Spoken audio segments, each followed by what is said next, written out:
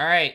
Real quick to everyone in the chat live right now. Can you hear us? Testing 1 2 3. Testing 1 2 3. And people apparently like the overlay.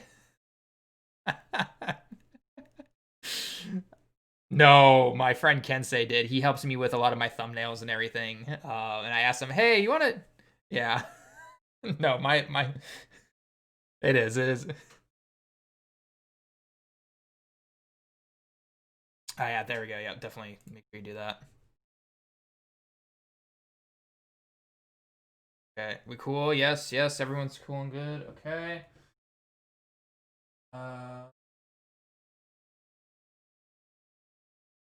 Okay. All right. Cool. All right. You guys should be able. Well, I don't think everyone's really talking, but yes. All right. So let's go and get started, guys. I'll just bring up the thing in front of me. Okay. Legends. Cool. All right. All right, guys, welcome back. We are here for podcast number 7, and we've got a different lineup today in terms of people who are with us. Some usuals, obviously, but we've got a couple of special guests in here because Nolar is currently with his family right now, so family always takes priority over YouTube and everything. So let's go ahead and just... Oh, God. Clearly it does, yes. So, all right. So let's go ahead and just introduce everybody in order. Oh, hang on. Let me double check real quick. All right, hang on. Calm down, Tiger. Calm down, buddy. All right. How about that? How about now? Go ahead and speak, guys. What's up, guys? All right. Can you guys hear us? Yeah, agent talent is missing, unfortunately. Agent talent is missing. Okay, yeah. Okay, so now we can hear you. Okay.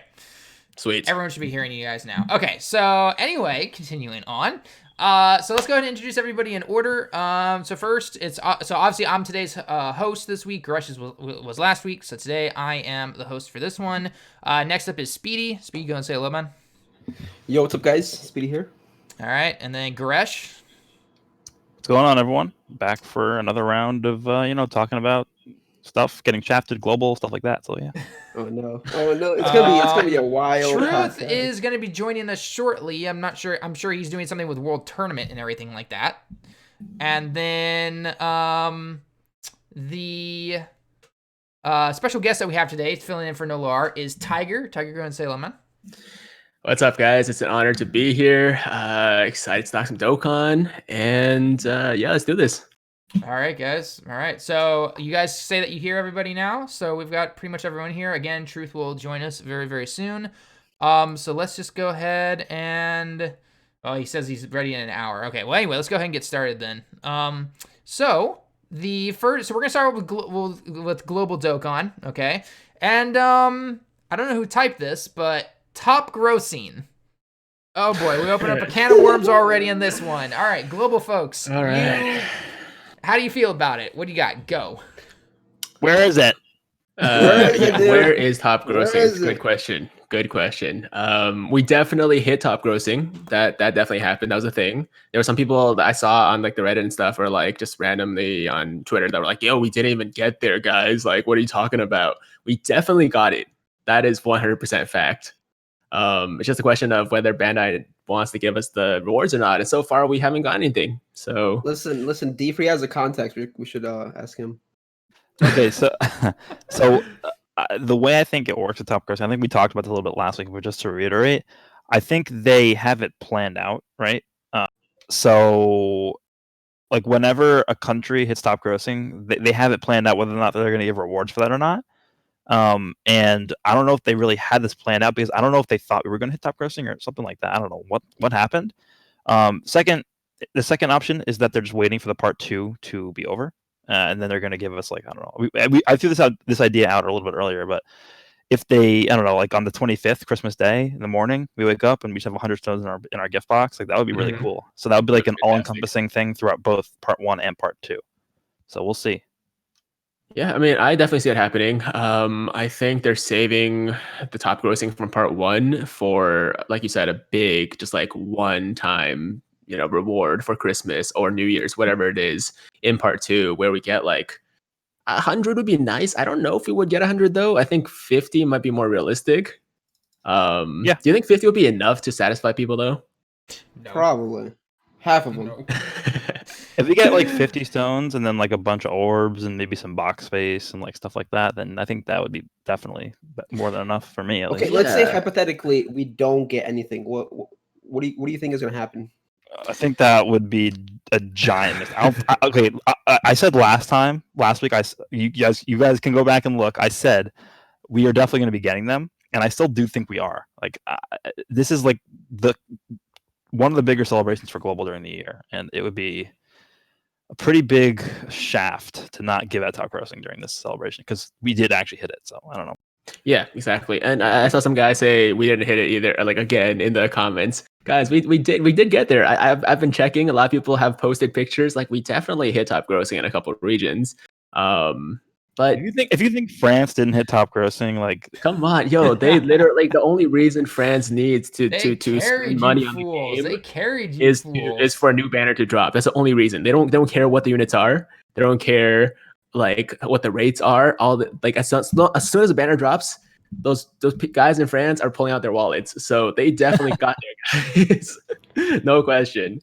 But I agree. I think part 2 is we're definitely going to get some kind of reward from Bandai. It'd be ridiculous if we didn't. So Yeah, so just don't be surprised if you wake up on Christmas morning and find 100 stones in your gift box. Just don't be surprised, or 50. So. But we got to put that disclaimer out there that it also could not happen. Dude, if a YouTuber says it, it's officially confirmed. Don't you know how this works, Tiger? I mean, I know you're new at this, but if a YouTuber says fair enough, it, then fair enough. clearly, Okay. clearly it means that it's going to happen. So, and I love You're that right. people who have watched my videos are saying like Team A is holding it hostage. All right. So anything else on the top grossing then? I mean, it sounds like you guys think something will probably pop up on Christmas, which is in about 3 days from now, 3 to 4 days. So, before we move on to the rest of the stuff for Global, anything else on the top grossing though? Nope. Yeah, I think we've said pretty much all there is to say at this point. Okay. Okay, so I was honestly shocked to see this so a lot on like the Reddit and on Twitter and everything. Part 1 felt lackluster. You wanna jump into this, Goresh? I think this is a subjective point because it depends on what you value in the game. If you're a person who likes banners and new units and stuff, then I think it wasn't lackluster because like we got Blue Kaisen Goku, who was broken. We also got like literally 3 of probably the best EZAs of old units we've ever seen. Not EZAs, sorry, Dokkan Awakenings of old units. Regular Awakenings, yeah. Those are like it's insane how good they are. So good. We talked about this last week too when they came out, but it's like I did a run through Legendary Goku event with the rotation of those 2 Blue Awakenings on there, and they're literally they cannot be killed. So I mean, just in terms of that, like, yeah, I would say it was lackluster at all. I agree. But looking at it from this perspective of somebody who just likes new stuff, like new events and stuff, I could kind of understand that because there wasn't really that much to do. I mean, we did get the Universe 6 story event, but that's like, how long does that take you? Like an hour and then you're done? Yeah. So on that end, I feel like I could understand it being a little lackluster. So I think it just ultimately comes down to like what you are looking for in the game. People said the whole Christmas celebration part 1 and part 2 was lackluster. I got a comment saying that even though we got so much stuff, it was stuff we should have received like ages ago. For example, the Tanabata banner or thank you banners should have came after Trunks and Zamasu. LRK and Caulifla should have came a long time ago. What's it called? We got 1 EZA, which should have been released. It took 8 months, released like Golden Frieza EZA. The banners were trash. There was no new story, you should say, like no new content. We got a revamp on the Gohan event, right? So free stones there. And then the Universe 6 event, but there was nothing really to kind of keep us busy, like besides that. We got a global first, which is cool, but I see where people are coming from, saying that part 1 and 2 are lackluster and the shaft. So I mean, I definitely see it. Yeah, I mean, you guys all made really good points, and at the end of the day, when it comes to this stuff, like it's always very much subjective, right? So I mean, I thought it was good overall. When it comes to these Christmas celebrations, for some reason, it feels like Bandai doesn't recognize just like how big of a deal Christmas is internationally, like globally, right? And someone made a post about this like a little while ago on Reddit, I think, but I feel like if anything, Christmas should be one of, if not like the biggest celebration aside from the anniversary on global. Like, wouldn't you guys agree? Because it's like just such a widely celebrated holiday around the world, right? Yeah. How big is it in Japan? Because It's Yeah, not is that it big. Japan No, has- no, no, no. yeah. It's not that big, but they go hard for New Year's, which is why the New Year's Yeah. celebration is always so big. Yeah, New Year's. But what what's Goresh weird to said, me, yeah. what's weird to me is like New Year's is a big thing around the whole world. Well, yeah. of So course. I don't like, for me, what I think would be better in the long run is if instead of doing like a big thing for Christmas for global, they combine Christmas and New Year's and then just do a combined celebration with GP. yes. That would make sense to me. That'd be That would great. make a lot of sense. Yes. Imagine Excellent both idea. Global and JP getting the Super Saiyan 2s. That'll be amazing. Yeah, I mean, at least to me, that makes more sense than doing the download celebration. It just the download celebration is just like in a very weird time for global because it's literally right after the anniversary. Yeah, and then it doesn't make sense because everybody's already so drained of stones, and you already had such a that's the reason why we had like what was it, like 7 summonable LRs in a row on global. Yeah, it was really dumb. Yeah, it's just like so many major things going on one after another. So you're right. Like as much as I love the download celebrations, I think they should put more of the focus, more of the hype for New Year's and make that the joint celebration instead. Yeah, I mean, I think it'd be pretty cool. Yeah, that would definitely be really nice. yeah, I just think that would be better overall too. All right. So with global, so part one again, it sounds like it can be very subjective depending on what type of player you are, what you prefer, and what you consider good content, as always. But with part two, you have the Tanabata banner coming up. You have these Dokkan Fest Christmas tickets. Have we confirmed exactly what those tickets are for? Are they for the Tanabata banner or for some Dokkan Fest Christmas banner that's randomly coming, kind of like a 300 million download style banner type? We said the Christmas tickets, right? Yeah, the Christmas tickets, yes. Yeah, they're confirmed for the Tanabata banner. Okay. So there's 2 different kinds of tickets. There's like the regular Christmas tickets that we get from missions, as well as for logins. I think on the 24th we're gonna get some. So in total, I think we get 10 of those for free. So everybody should be able to do a free multi on the Tanabata banners, ticket banner, and there's also gonna be these premium tickets, which I'm assuming is just the same thing except you pay for them through the Pilaf Trove. Okay.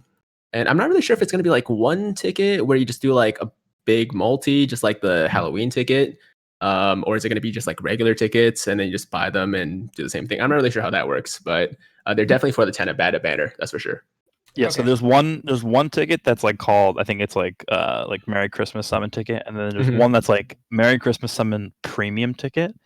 So I'm assuming at least, the very least, that premium ticket will probably be a Pilaf Trove thing. Yes, the premium one's definitely going to be the Pilaf Trove thing. Yeah, and then I think the other one was one we were able to get through missions, correct? You get some from missions, and then there's also going to be 3 or 4 through the logins on the 24th, and that's pretty much it. Okay, so those are the ones that you get for free, and then the other ones, the premium ones, I assume you just buy from Pilaf. That could be very similar to what we saw with, I think it was the Namek Goku banner, and then the LR Full Power Frieza banner, where we had like that separate ticket banner or whatever, you buy packs from Pilaf. Right. The only question I have is like, is it going to be just one ticket, where we do like a 20 unit multi? Because I love that. I thought that was a lot of fun. Yeah, that was so weird. It was just like, this is the first time they ever did that too. It was just like, okay. So it felt strange to do that. but I enjoyed it, man. I thought the 20 unit multi was a pretty good idea. So I wouldn't mind it coming back. Maybe a 30 unit multi this time. 30, maybe 50. Who knows? Cool. Okay, so with that though, right? So this is bringing the Tanabata banner / thank you banner / Christmas, whatever you want to call it, right?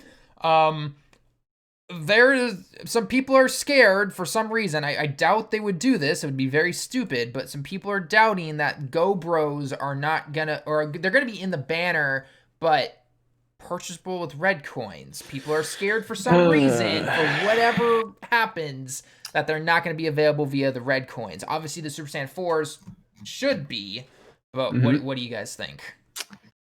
I think it's silly. I think people are just so used to like saying the whole global shafted thing, and they just expect like whatever, like the worst thing that could happen will happen. But I honestly think it's not a realistic concern. I don't think we're gonna have to worry about that. I think they will be available through the Baba's shop with the red coins. So obviously, I don't know for sure. It's not guaranteed, but I think it's very likely that they'll be available to be purchased with coins. Yeah, I think it's 99.99% sure. Yeah, 99. And if that 0.1% happens, oh boy. Oh my god, yo, you know what? I'm prepared to make that video. Like I got it ready to go. Thumbnail ready? Yeah, the thumbnail ready. Oh, thumbnail. No, I already uploaded it. It's unlisted right now. It's unlisted. Okay. Make it public. As soon as we find out that it happens, I'm gonna make it public, and it'll be the first one up. So don't worry, guys. I got us covered just in case. Oh yeah, but returning units usually are in the coin shop. So whatever unit returns for a second time should be in the coin shop. Yep. Unless what was that Broly thing? Did they add Broly to a banner or not, or to the coin shop? What was that on Global Tech LR Broly? Tech LR Broly wasn't available on the banner, the 300 million downloads banner, the LR Androids banner. I don't know about the coin shop though. Well, he wasn't in the coin shop because he wasn't for a while for sure. Yeah. I don't know exactly when he was added actually. He's on it right now. If you check the he's there now. Yeah, for sure. All right, what's the next thing we can talk about here? Yeah, more stones on login. What does that mean? The shaft login where you get like 1 through 7. I think it just simply mean the amount of stones for. I think for the login bonuses, like when reset happens. I think. And this is actually something you can kind of also mix this in with JP as well. We can kind of add it in for login, but also kind of just you know like every celebration has its usual missions and everything. I have noticed a lot on both Global and JP. There's been a lot of very minimal stones and things given. Like it's kind of weird. It's been less. Yeah, I felt like recently they've given out less stones for missions. It has been. I mean, like obviously we know the big celebrations always have more stones for the missions or orbs and things like that. But generally, you're kind of quotations here. Average celebration, generate around what 30 stones, give or take, by doing all the missions or something like that. Maybe 35, 40 at the very most. But the last two, at least on JP Global, guys, you'll have to let me know for you. 15 at the most. From the log. I can check right now. I think for part 1 we got less than 20 for missions. Oof. I mean, if you add up, even including the dailies, I think it's only like 18 or something like that.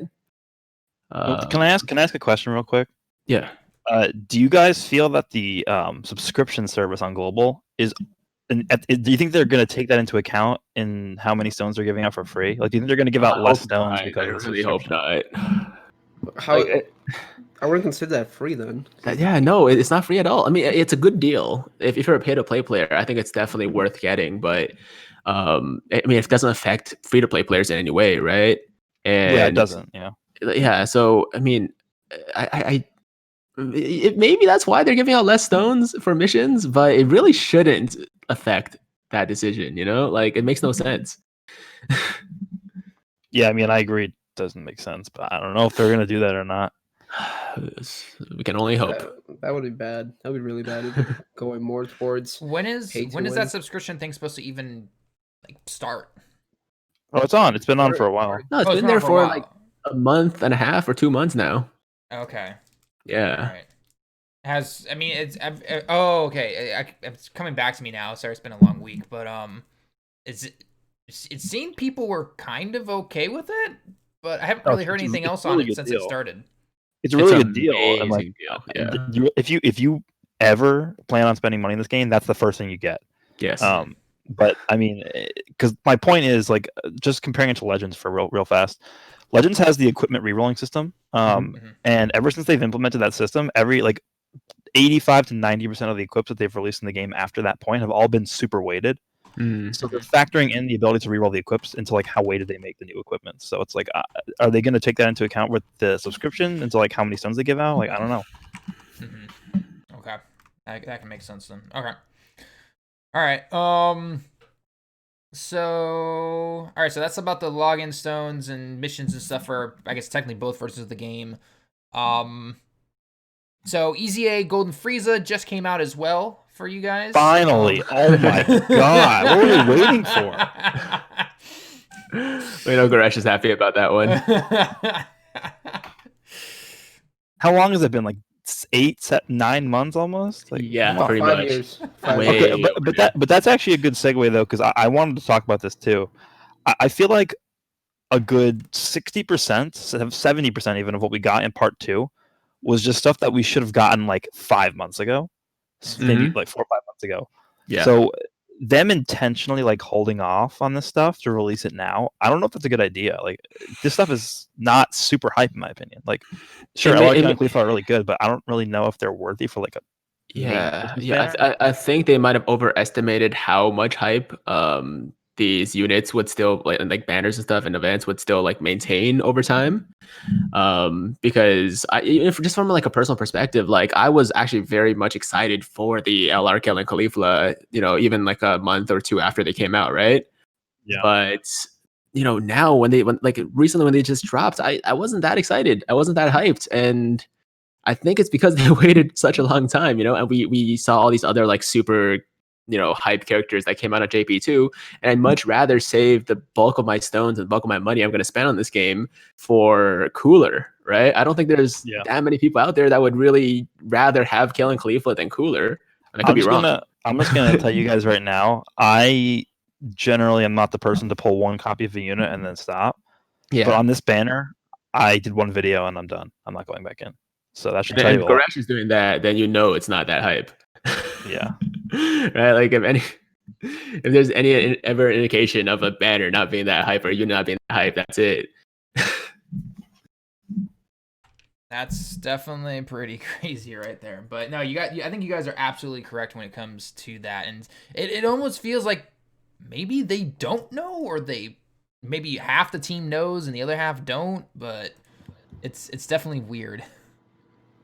I don't think the player base, or like I would say 80% of the player base, knows how good they are, and they're like, oh, we don't care. I mean, they're not hype characters, to say the least. They're not. They're just really good, best seller in the game. That's what has them rated, Yeah, I mean, actually, I saw Goresh made this really good point before, about how it doesn't like matter that much at this point whether a unit is like super broken or whatever if the character themselves not that hype, because you can already Steam like roll through 99% of the content with almost any team, right? Oh yeah. So like, does it really matter that much if they're like marginally more broken than like the other broken units, right? Yeah, and it's also like, let's just be real. Like, if this Kill and Khalifa was not like an LR that was like literally the best unit in the game, people would not care about them at all. I feel like I feel like they were sort of like forced to make them like really broken. Otherwise, they wouldn't have had sales at all. So. Yeah, I recommend all global players to just save your stones for the 50th anniversary, because what's coming for the 50th anniversary is going to be some insane stuff and probably the best units in the game. I mean, if you're going by like the data mines now and like the not if Team A makes them. I mean, Gogeta is all I'm going to say. Past couple of years is all I'm going to say. Yeah, I mean, if you just go by the past couple anniversaries, like the Super Saiyan 4s are still amazing, right? And when they first came out, they were up there in the best. I mean, they're still actually in the top, like probably 10 or top 5, whatever you want to say, for best units in the game. So I think it's a pretty safe assumption. Well, even if they make the cards like terrible, people are still going to summon because it's Blue Gogeta. Oh yeah, exactly. So it doesn't matter how they make the cards. They can make the cards like completely the worst cards in the game. People will still summon for them. That's the thing. Let's see what else we got next. Any EZA so Global can catch up to JP. Oh my god, we're so behind in EZAs. What are we doing? You know how many EZAs we're behind? Okay, so we literally just got. Goresh I'm is pulling mad, up the list. folks. Run. You know what's crazy to me? Everyone forgets about Strength Cell, but we have not gotten him yet. Hold on, let me pull this up. I think it's just people don't care that much about it. Super Vegito, the 7 EZAs. Yeah, the 7 EZA thing is stupid. When is that coming? Hello? Okay, so we need that, the 7 EZA thing. We need Blue Card Goku. Like, what are they doing? Yes. I Omega wanted him right Shenron. now. Like I wanted him before Golden Frieza, but Yeah. it's fine. So we need Blue Kaioken, 7 EZAs, Omega, Strength Cell, Super Vegito, and is that it? Oh my I think God. so. Omega? Did you say Omega? I got that. And then okay, so what's gonna happen next is JP is about to get like the Murzumasu, right? Yes. And then we're gonna be behind even more. So it's just never ending. Yeah. We're never gonna catch up. That's the answer. That's the answer to the question. Never gonna catch up. It's weird though, because if you compare like how many Dokkan Fests we're behind and like how many celebrations behind we are, it's like not that much compared to the EZAs. Yeah. Right. EZAs are more behind some story. I think story events too, right? Like there's still a bunch of story events we're missing on the JP side. I'm pretty sure. You know, on the global side, yeah, I don't. On the global side, yeah. I can look that up. Yeah, you look that. I'm not really sure. Global's just behind. Well, I wish honestly. I was talking about this in my stream last night. I was just trying to get some of the world tournament done, but I really hope that obviously Global will catch up with these EZAs, but they really need to start stop doing the EZAs for some of these Dokkan Fest units and focus on some of the older units, which I know profitably is not what they're all about and everything, but you know, I think it would be really nice to see some of these older cards finally get their EZAs and, you know, do a group thing like what they did with the 6 units that Global you're hopefully getting for New Year's or January or something, where we got, you know, Metal Cooler, Android 13, Super Saiyan 2, Vegeta, was it Nova Shenron, and whatever the other guys were. So hopefully they can start doing stuff like that. I think that'd be really nice. Well, I also remember we're also missing the old units like the Super Saiyan Gohan, Goku. And what was the other those are Extreme Z areas, right? I think those are areas though. Global has those. Still, we're missing them. Yeah, we are missing them. Yeah. We only got one Extreme Z area so far. Guys, trust me, you are not missing out on that. You are not missing anything with those new easy area cards. You are not missing anything. Yeah, I mean, they're really not like there's always going to be a better version, really, to like run over those guys. You guys are not missing anything. So I'm not really looking forward to that too much. I don't really care. Yeah, I don't really care either. But like, if you're a new player, I guess it could help out. Yeah, that's if you're a new player, you can't even do the event. That's a good point too. I mean, it takes a lot of grinding, but generally speaking, like, can't you beat all of them with free to play teams? Or am I off about that? Required to maybe 1 or 2 units that are summonable, but again, they limit you so much. So. All right, let's talk about the no tickets or buy 3 get 1 free, etc. No tickets. What? That's what it says on here. I don't know. I mean, we are getting tickets, but I think it means like buy 3 get 1 free and plus tickets. I think people were talking about the for the Super Saiyan Blue Kaioken Goku banner. A lot of people expected, because I think Hit had it. It was the do the multis and you got some tickets. No, I don't think Hit didn't have tickets. No. Oh, Hit didn't have tickets. Okay. Hit was a one-time discount of 30 stones for the first multi, just like this year, and after that was a regular banner. Yeah, that's exactly what we had this year. I think what he's talking about is maybe 2 years ago when we had UI Goku. Oh, yeah, that was such a hype banner. That was amazing. I remember at the time it was just like, I don't know. I remember it was being like a super hype thing. Yeah, that was ultra hype. Yeah, just out of nowhere. Nobody was expecting that. Do you think we're gonna get tickets for summoning on the thank you banner? Tickets for what? No, I don't think so. I mean, there's gonna be tickets you can buy, right? And everybody gets the free multi with the 10 tickets for free, but I don't think we're gonna get tickets for doing multis. No. It'd be nice though, but I don't see it happening. Also, they have to know that nobody's going to summon on that banner, right? If you put tickets, it makes it more enticing. That is fair. That's a fair point. I guess I don't see it though. I don't see it. I think in Bandai's mind, having the Go Bros there and the Super Saiyan 4s there is hype enough for people to summon. But I mean, they don't always get things right, so not necessarily. So, all right. So, anything else then for Christmas celebration with Global and everything? I mean, I guess the last thing to kind of talk about is, and I'm sure we'll cover this more in the next podcast, but any predictions for New Year's, like very quickly, kind of any predictions, whether you think it's just simply going to be that New Year's step up banner we got last year from both Global and JP. Do you think something else is going to be there? What do you guys think? Piccolo. Dokkan Fest. Piccolo? No. I don't know. I don't think Piccolo's coming. I think Piccolo's probably coming in January. I don't think for New Year's. I think for New Year's they're going to do probably another step up banner. I expected another step up, 2 rounds as well, like last year, and hopefully with some newer LRs. So we're talking about like maybe Tech Broly, maybe the LRs from the 4-year anniversary. Wait, no, download celebration. Wait, no, I'm getting confused. 4-year anniversary. Yeah. 4-year anniversary, yeah. The trio and also the LR baby. Like if they include those, then it wouldn't be too bad. I mean, it's obviously a lot less hype than it was last year when it was like a brand new thing. But a lot of people would still summon, and I'd be okay with that. So I'm expecting the same thing as last year, pretty much. Yeah, an updated version. I can see that. Yeah, updated banner for sure. But everybody's like so milk though on Global. Like we literally just got a step up banner last month. Goku banner. Now people calling them this Tanabata banner. LRK and Caulifla. They're gonna do another step up banner. I don't know, man. Yeah, but it's been a while since JP got one, right? Yeah. It's been a really long time since JP got that step up banner. So if they're gonna release it on JP, yeah, let's see. Yeah, I think they would just do it for both sides. What if they did a double rates banner? Please. That'd be dope. Depends on what's on it. So is it gonna feature LRs?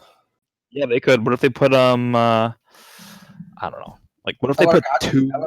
What if it was a top legendary summon but a double rates? Double rates top legendary summon banner. Oh, I'd probably skip it unless it was a step up. If it featured LR androids, I'm spending like 5,000 stones on that banner.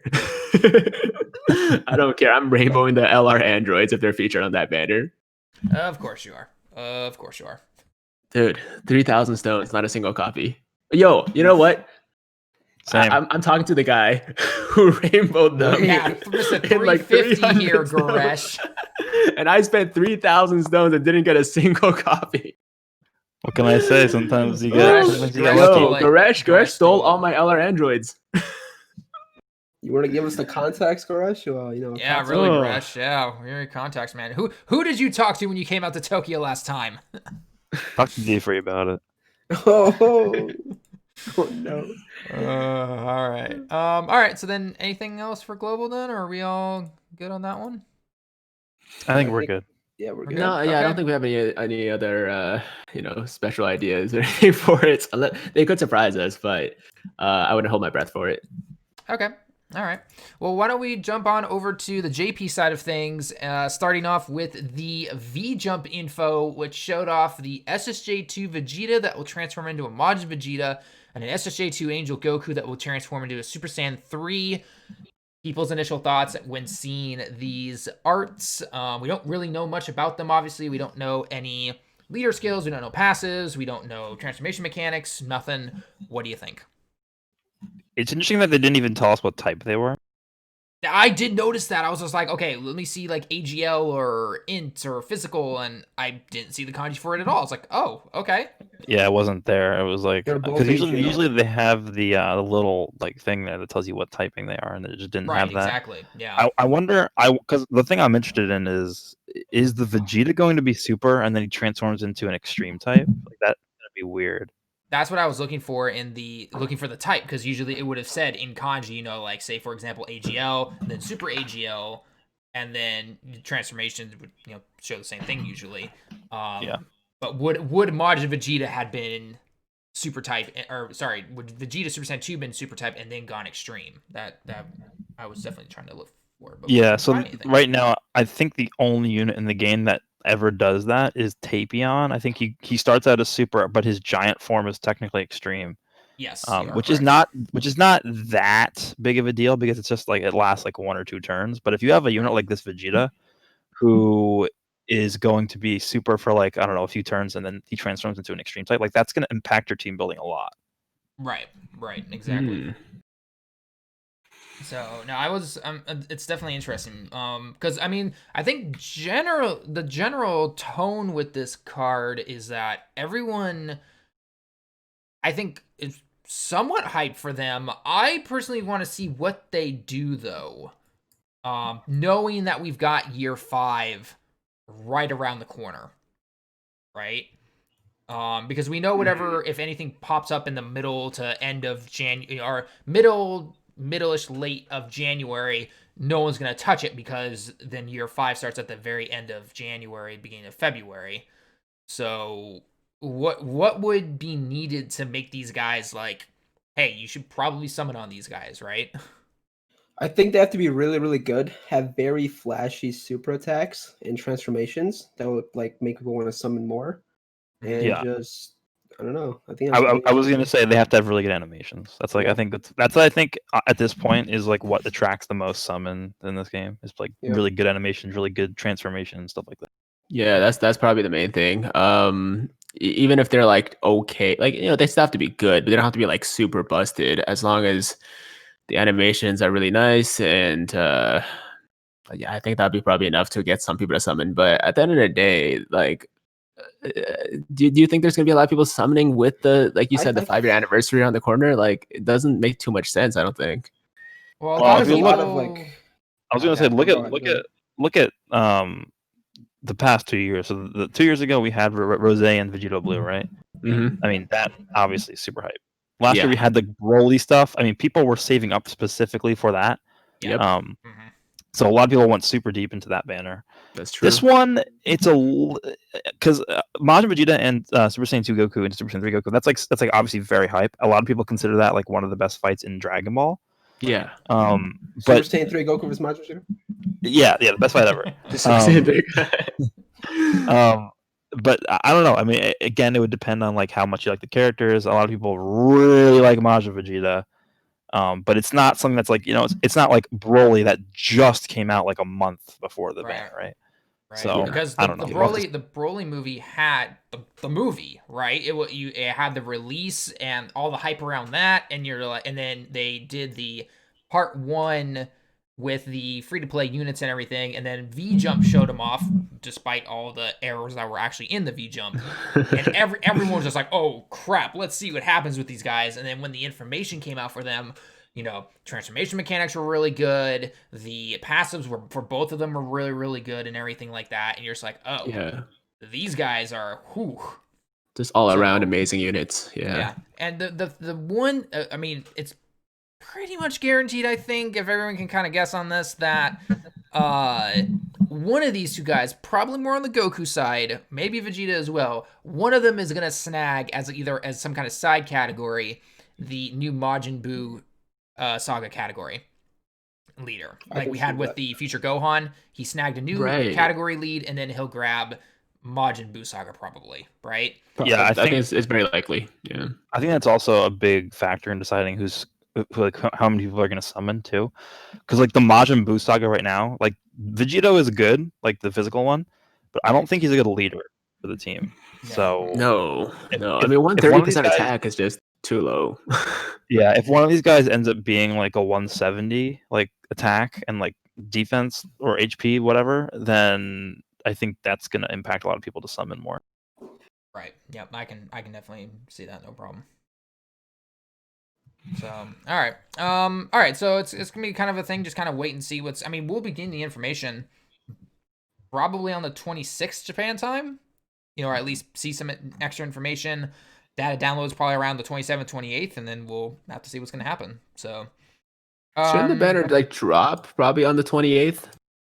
Usually 28th, 29th. I mean, because the 28th this time is on a Saturday, so I don't know exactly when it would be. Again, it's between the 28th to the 30th, generally the 28th, but like 2 years ago it's on the 29th, so just If they get hold off, if they get hold off on releasing the data download until the 26th, that would be great.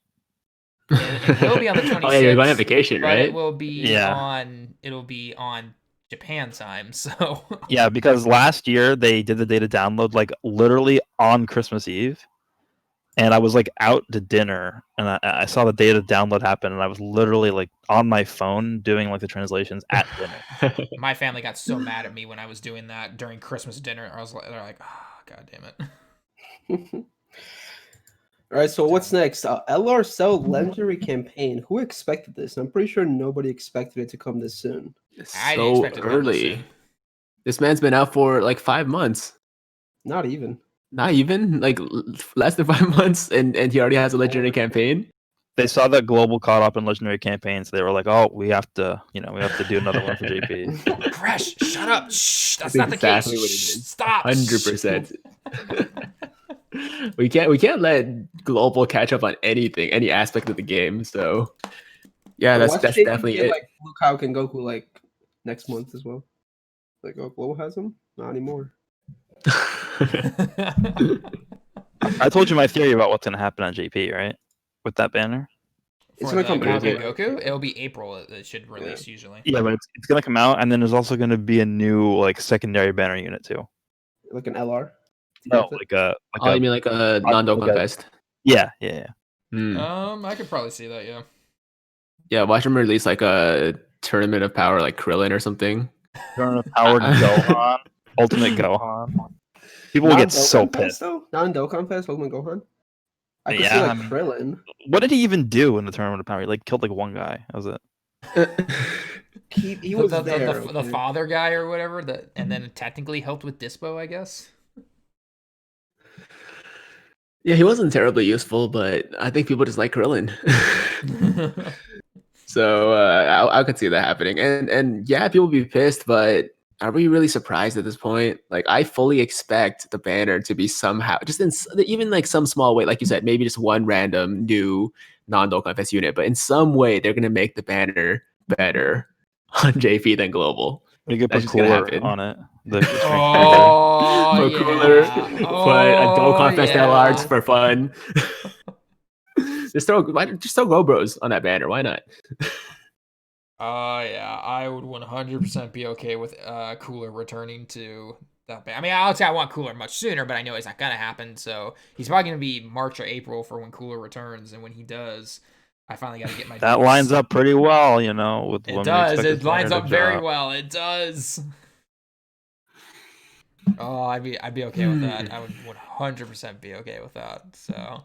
But anyway, I will mention real quickly though, for anyone in the stream right now that is a JP main, if I remember correctly in the news, if you have Cell at LR status, then you get a couple of extra. There's an extra bonus mission if you have them before the campaign actually goes live, which is the 24th, I believe. So basically, if you have LR Cell right now, you're gonna get a few extra little goodies. I'll double check the news right now. But just keep that in mind if you're still one of those people that are still farming him up. Maybe try to get him done before Christmas, essentially. So. It should be probably the same thing as like the other ones, right? Like 10 stone. Yeah. It's like 10 stones or something. Yeah. Well, like those are the main ones. But usually, if you have them before the campaign actually goes live, generally there's also been some extra little side goodies that you can get. No, I'm pretty sure that's so for the main campaign, you're getting 20 stones, and then if you do it earlier, if you finish the guy before the campaign starts, it's usually 10 stones on top of that, so a total of 30 stones. Yeah, it's 10. Yeah, so I'm double checking the news right now. If you have them before 11 a.m. on the 25th Japan time of Christmas, you get an extra 10 stones for having him at LR. There you go. Okay, there you go. So if you guys are close, then maybe it might be worth grinding a little bit extra to get him done, but if you're like 700 medals away, then maybe not. Yeah, don't even try. Don't even try. So. Just like you're gonna have to spend like a ton of keys, and it's just I don't think it's worth it. But maybe for some people it is. It's always an option, obviously. Right. Exactly.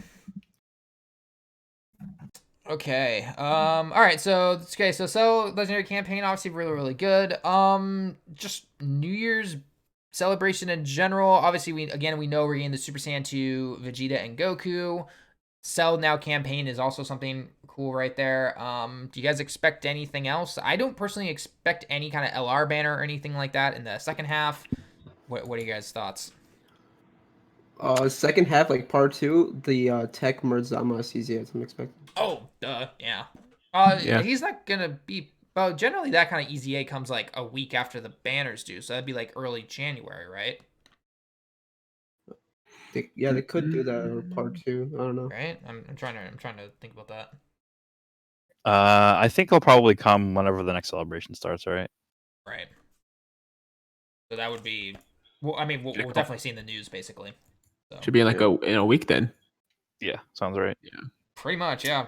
Give it about a week, and you'll basically see everything that's gonna be up. So. I saw these fake details. I don't know if you guys saw on the Zamasu EZA. And I saw those. Yeah, I posted it on Twitter. I was like, I don't know if this is real, guys. It looks kind of legit, but he just looks like way too damn good, and it turned out to be fake. So I don't think we have any details about the EZA, right? Something like 170% attack up. Jesus. Immense damage, like greatly raises attack. And basically, this guy was just like he had like 18,000 attack, and basically he was just like. Everything was amazing and had no drawbacks. And after a while, I realized, yeah, that's probably fake. The thing that makes the Merge Zamasu so interesting to me is that there aren't any other Merge Zamasus in the game that start out as the Merge Zamasu. So he would be there wouldn't be any contenders with him at all. Yeah, for sure. So he should be good. I'm sure there's gonna be some kind of drawback though, because they typically like there's something about it. Like they can't be perfect. Yeah, well, he has the thing where he like debuffs your super class allies or something. Yeah. Which actually, right, like at this point in the game, it actually does have a bigger impact than it used to, because when this guy came out initially, you would just run him on an extreme team, and that didn't ever affect you at all. But now, like him on Realm of Gods, like Realm of Gods at this point is like mostly super types. So yeah, if you wanted to, you could do extreme, but it wouldn't be as good. Yeah, I mean, like, because right now I think you have like, I don't know, the new blue Ken Goku. Well, he's not on JP, but most of your team is going to be super type. So I mean, wait, why would you want to debuff super types? No, that's what I'm saying. That's the drawback of the unit. So that's what we're talking about. Like, he's not perfect, and then think that's the reason why. Yeah. Because if we get Blue Gogeta LR for the anniversary, and he goes on the Rumble Gods team, Zamasu is going to be debuffing him if you have him on the team. So that's not going to be good. Yeah. Mm-hmm. So like, besides that, I feel like you probably won't have that many faults, but that is actually like a pretty big downside, I think. Well, he only debuffs them if they're on the same rotation as him, right? Or am I wrong on that? Yeah. Yeah, you are. Yeah. But I mean, how often are you going to have a full rotation of just extreme? I mean, I guess you could, but like, again, you can't always have your rotations set up the way you want them. So right. No, definitely. Okay. Yeah, no, it'll be interesting to see what they give him or how they change things up. If they, I mean, I'd be super shocked if they took away that super allies part and just simply made it, you know, everyone minus 20% or all your enemies minus 20% or 30% or whatever, and don't affect your allies. If that happened, that would be crazy. That's broken to do that. Yeah, they couldn't make him that good. I'm expecting him to be very, very good. He's gonna probably hit very hard. But there's got to be some drawback. Yeah, they can't just make everything perfect for this guy. Unless if he doesn't get like a defense, I guess it's a drawback. Yeah, I guess if he doesn't get defense, then that can definitely hurt him. So if he doesn't get defense, he's garbage. Yeah. He is.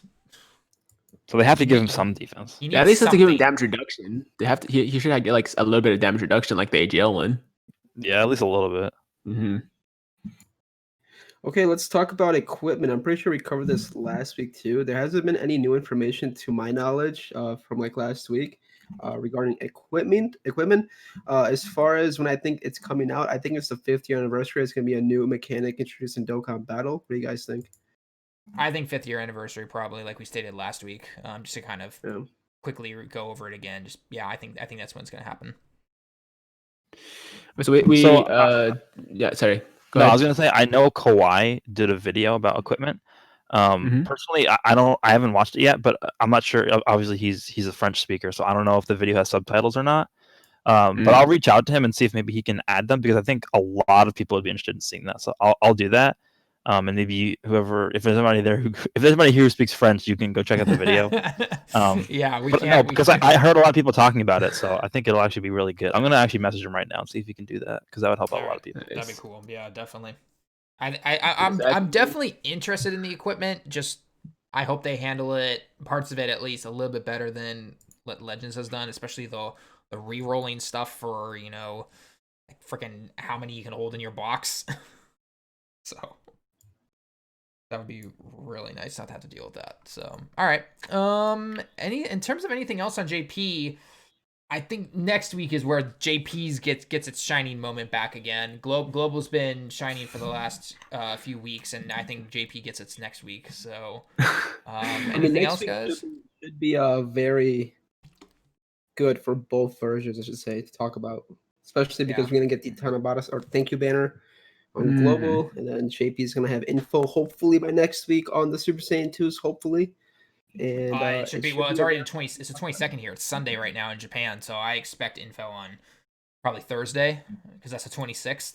So I 100% expect information then. No, I agree with you, Talon. Though I think JP is going to shine a lot more. At least for the next couple, week and a half or so. Because I mean, Tanabata is like cool, but people are going to do their one free multi with the tickets, and a lot of people are going to skip it. So there's not really anything else to do on Global for a while now, right? Like if you did the EZA, if you did the new or old revamped events, then what else is there to do? There's nothing. I'm gonna get my first copy though. I'm happy. I'm ready. Hopefully. Wait, what do you grabbing, Speedy? I need the Go Bros. I don't have them. Oh, okay. I have 1,000 red coins saved up. I don't know if I should pick up 2 copies. What do you think? Nah, don't do it, man. Wait, how many? Do you have all the other Dokkan Fest LRs too? I have the Super Saiyan 4s. Yes, I have Gohan. I have Cell. I'm only missing Go Bros. Yeah. Well, man, it might be worth it, but you never know, man. What about the next one? The next Dokkan Fest LR. I'm not like wait, what? Like a year? In like a year? Yeah, exactly. I'll have more by then. It'll be fine. Spend your coins now, Speedy, if you need to, and then. Yeah. I mean, that dupe will be worth it. That dupe and those guys will definitely be worth it. Well, okay, hang on. Well, okay, yeah. So either grab a copy of them in the dupe, or grab a copy of them and then save for cooler in case you don't get it cooler. So you never know. Smart. Sell your house and some for cooler. That's what I would do. Yeah. I'm right there with you, man. I'm right there with you. So, all right, guys. Anything else, or we gotta move on to questions now? We can do questions. Okay. Yeah. So we pulled some questions from Twitter. If you guys saw the Twitter post where we posted about, hey, the live stream will be starting at this time and everything like that. Some of you left your questions down below. There were a lot of copy questions or similar questions, so we kind of just combined them into simple things. So if you guys are watching this live, if you happen to drop a question in there that we might see, we'll also try to answer that as best as we can. We can't spend too much time on questions, but we do want to answer some of your guys' stuff. So first question that I pulled from the Twitter was, would you be opposed to going back to mono meta with 150% mono leads, or what if they attached a 120-130% category to the leaders as secondary leader skills? What are your thoughts on this? So I've actually been thinking about this a lot recently. And the reason why I've been thinking about this is because if you take a look at AGL, like Super AGL, they're actually better than like a lot of categories are. Oh yeah. So like obviously mono teams are inherently weaker than categories because you're forced to use one color, which is not ideal.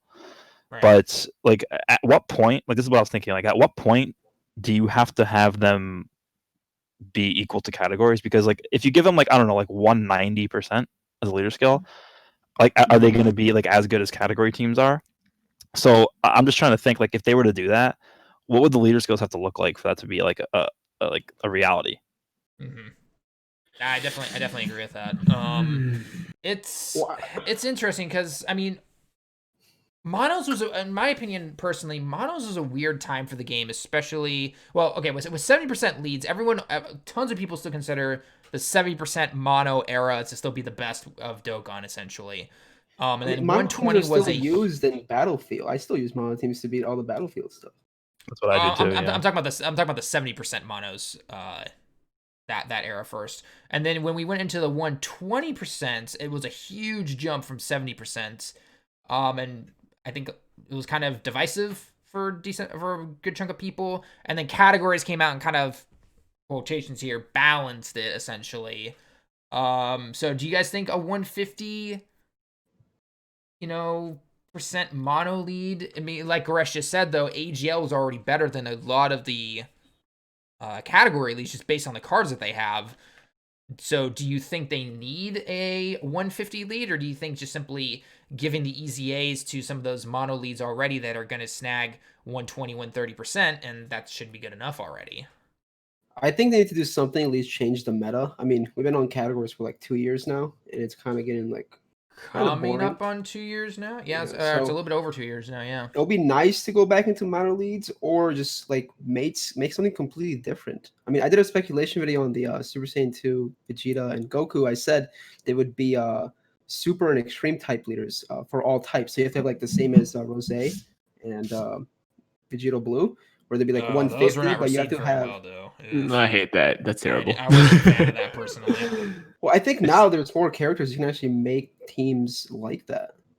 Yeah, but Yeah, you can. Obviously could. It's just I don't think people like the idea of being restricted Yeah, to it's very what units they can bring. restricted. Yeah. But Or okay, you yeah. just make them super and extreme. I don't know. Well, okay, so I think if you did that, they'd be super restrictive. But with them being restrictive, you would have to then give them like some like absurdly powerful like leader skill. Right. So like, what if you had like, oh, you require one of every type of extreme type, whatever, but it's like 170 across the board. Like that would be really good. Yeah. Yeah. Okay. If something like that happened, I think I'd be more on board with it. But if it was just literally Rose over again and only like 130 or something, I'd be like, no, you have to give it 150 or 170. It has to be Like, 150 at the minimum. Yeah. For anyone you want to summon for them, because otherwise, like, what's the point? I'm gonna spend stones or spend money for a 10% increase in the leader skill. It's not worth it. The thing with leader skills too is if you look at the history of the game, every single time there was like a massive jump in power creep was always because there were new leader skills. So like we went from Strength Gogeta was like the first really big like leader, right? Mm-hmm. So we went from him, and then we jumped over to I believe it was AGL Super Vegeta. He was like the 70% leader, who the first one of those guys. I think they called it like the God Leads or whatever. Mm-hmm. So that was a pretty big jump. And then after him, we went to the 120, which was like I don't know why they went from 70 to 120, but they did. And then that was the big thing, and then we went to categories, and now we're at like 170s. So I think they realized that the jump, like the continuous jumps in leader skill, like not values, like that's just not good for the game because it just contributes to power creep so much and inflates numbers like unnecessarily. And So the content in the game is just not keeping pace with the power creep at all. Like they're not even making an effort. Yeah, so I don't know if they're ever going to like give us better leader skills than what we already have, but like I don't personally have a problem with categories at all. So I personally still like categories. I mean, as long as they make new ones that are good and have a lot of different options. And so far with like the Future Gohan, especially STR Cell, to an extent even Android 13, even though I think the Android category on him was a little unneeded. That gives you a lot of options for making teams like that. So we'll have to see what year 5 does, I think, because usually the year celebrations have been either a big jump or a big change in something, and we'll have to wait and see what's going to happen there. I think it's going to be equipment for this year, but yeah, we'll see. Yeah, well, yeah, and that's another thing. How big of a change will equipment be compared to something like the potential system that came out a few years ago? Nothing will ever be more impactful than the potential system. Nothing has ever been more impactful than that. That's true. Yeah. So, all right. Moving on to the next question we've got is, will Global ever align with JP on releasing units? No, unfortunately. It's never gonna happen. I don't think they have plans to do that. Yeah. All right. So I think that's pretty much the answer for most of us. I mean, it just makes no sense. Like, at least all the stuff we're missing within the span of like a couple weeks, like people wouldn't be able to have enough stones to summon. They would lose on a lot of revenue from the hype units. It just doesn't make business sense for Bandai to do that. Right. Yeah. Okay. Let me give a little bit of background because a lot of people are like, oh, well, they would make so much money if they just like aligned both versions because with global, you know it's coming and people like could either skip or know when to save and stuff, which makes sense, right? I think at the end of the day, they would probably make more money by doing that, but I think in terms of like investing in a business, like this is going to be a completely off topic what we're talking about, but if you look at like a company's like financials and like the way that their revenue is trending throughout the year, if it's like a smooth like revenue curve or whatever, then that's like good. But if you have like spikes at like one point and then like the next week they have like nothing, and then they have spikes at one point and then they have nothing, it's like very erratic and it's not like what you want investors to look at. So that's why I feel like they're filling the gaps of like nothing on JP with good stuff for global, and then so it like smooths out like their revenue stream throughout the year, and that's why I think that they have it like that. They could fix it if they have like a kind of like a steady revenue stream. Like maybe they release something else in the game, like to purchase, like maybe orbs. I don't know, weekly orbs you can purchase. They could like even out the revenue stream. Goresh's eyes are shining with stars right now. I mean, they have that already in Pilaf's Trove, right? You can buy orbs from there. But the deals are terrible. Like the packs are such terrible value. If they actually did something that made more sense, or a subscription service for orbs, I could see myself buying that too. But yeah, they could add more subscriptions, more like very catchy subscriptions. I don't know. Like they could do it, but they won't do it. Is the question. So I got a question in the chat. Somebody asking, "Where's DaTruth?" DaTruth to be here. He's supposed to be here. I don't know where he is though. I think people have been constantly asking that the whole time. Yeah, so where's Truth? Where's Truth? He's doing I don't know if he's going to join for the Legends part of the podcast. I don't know how much he knows about Legends, but if not, he'll be here next week. No, I think he has stuff to contribute for Legends. Yeah. Yeah, it's just, you'll see. Yeah. All right. Going on to the last question that we pulled from Twitter. Reasons to skip Majin Vegeta and Angel Goku. Do you think these units are hype enough? Which we kind of talked about a little bit. I mean, it depends. So personally, I would say if you are a completely free-to-play unit, player. If you're a completely free-to-play player, sorry, it's Sunday. I'm a free-to-play unit. Yeah. If you're a completely free-to-play player, then probably skipping the New Year's celebration with the Angel Goku and the Majin Vegeta probably is not a bad idea. Maybe you throw one rotation on there because it is going to be 3 multis and a free one. See if your luck holds out, but otherwise I would probably say for year 5 because it's pretty much confirmed we're getting Gogeta Blue and we're assuming a Vegito Blue. Maybe something else comes with the Gogeta instead. I personally wouldn't, unless these guys are like all of a sudden just throwing Cooler and Super Saiyan Blue Kaioken Goku into the trash and, crazy powerful and amazing, and no matter what happens with the year 5 LRs, they're still not going to beat these two, which is very unlikely. Probably say for the 5th year anniversary. What if the banners are super, super, super, super good, for example, that Cooler? But could they ever, like, no matter what, could they be better than the 5-year banners? I just don't see that. Really? Well, so first off, Cooler's not returning that soon, Speedy. Don't get my hopes up like that. Do not get my hopes up like that. You never know. But I mean, I tried thinking about a banner last night when I was live streaming, and it's a little hard to think. I mean, I'm probably guessing Trunks is gonna be back and Zamas. Well, also think about the fact that we're probably going to end up getting 2 other new banner units on each banner, right? Yep. So we're going to have 4 new units in total, most likely. Yeah. I think what, like, at the end of the day, I always say this, but whenever you're trying to decide of whether or not you want to summon on a banner, it's like, do you like the unit or not? It doesn't really matter about like how good they are. Like we talked about this a million times, but you can beat every event in the game with like Ginyu Force, like, pretty much, except for like the Goku event, like stuff like that. But like, if you really like Majin Vegeta, then like, there's no reason not to summon. Like, if he's like your favorite character, then go all out. Why not? yeah, exactly. Oh, by the way, quick shout out to Kawhi. He just popped in the chat. Hey, what's going on, Kawhi? Hey, Kawhi, what's going on, man? Goresh sent you a message, by the way, about. We already talked. We talked. All right, cool. All right. Any other questions you guys are potentially seeing in the chat? That's all I was able to pull from Twitter. That wasn't a repeat question or something we've really talked about in detail already. I think we covered everything for the most part. We covered the. Yeah, I think those are Yeah. the main hot topics All right. at the moment on both sides. Had to keep covering the question of where's truth, because I'm telling you, World Tournament just has that guy engrossed. I mean, it's Kale and Caulifla cards as the prizes, so he's going all hardcore for that stuff right now. Man's aiming for #1 right now, so probably not gonna see him. You never know. Yeah. Any last questions? Just leave them in the chat right now. Hopefully we can get to them. Like final questions for Dokkan. All right, yeah, give him a couple minutes.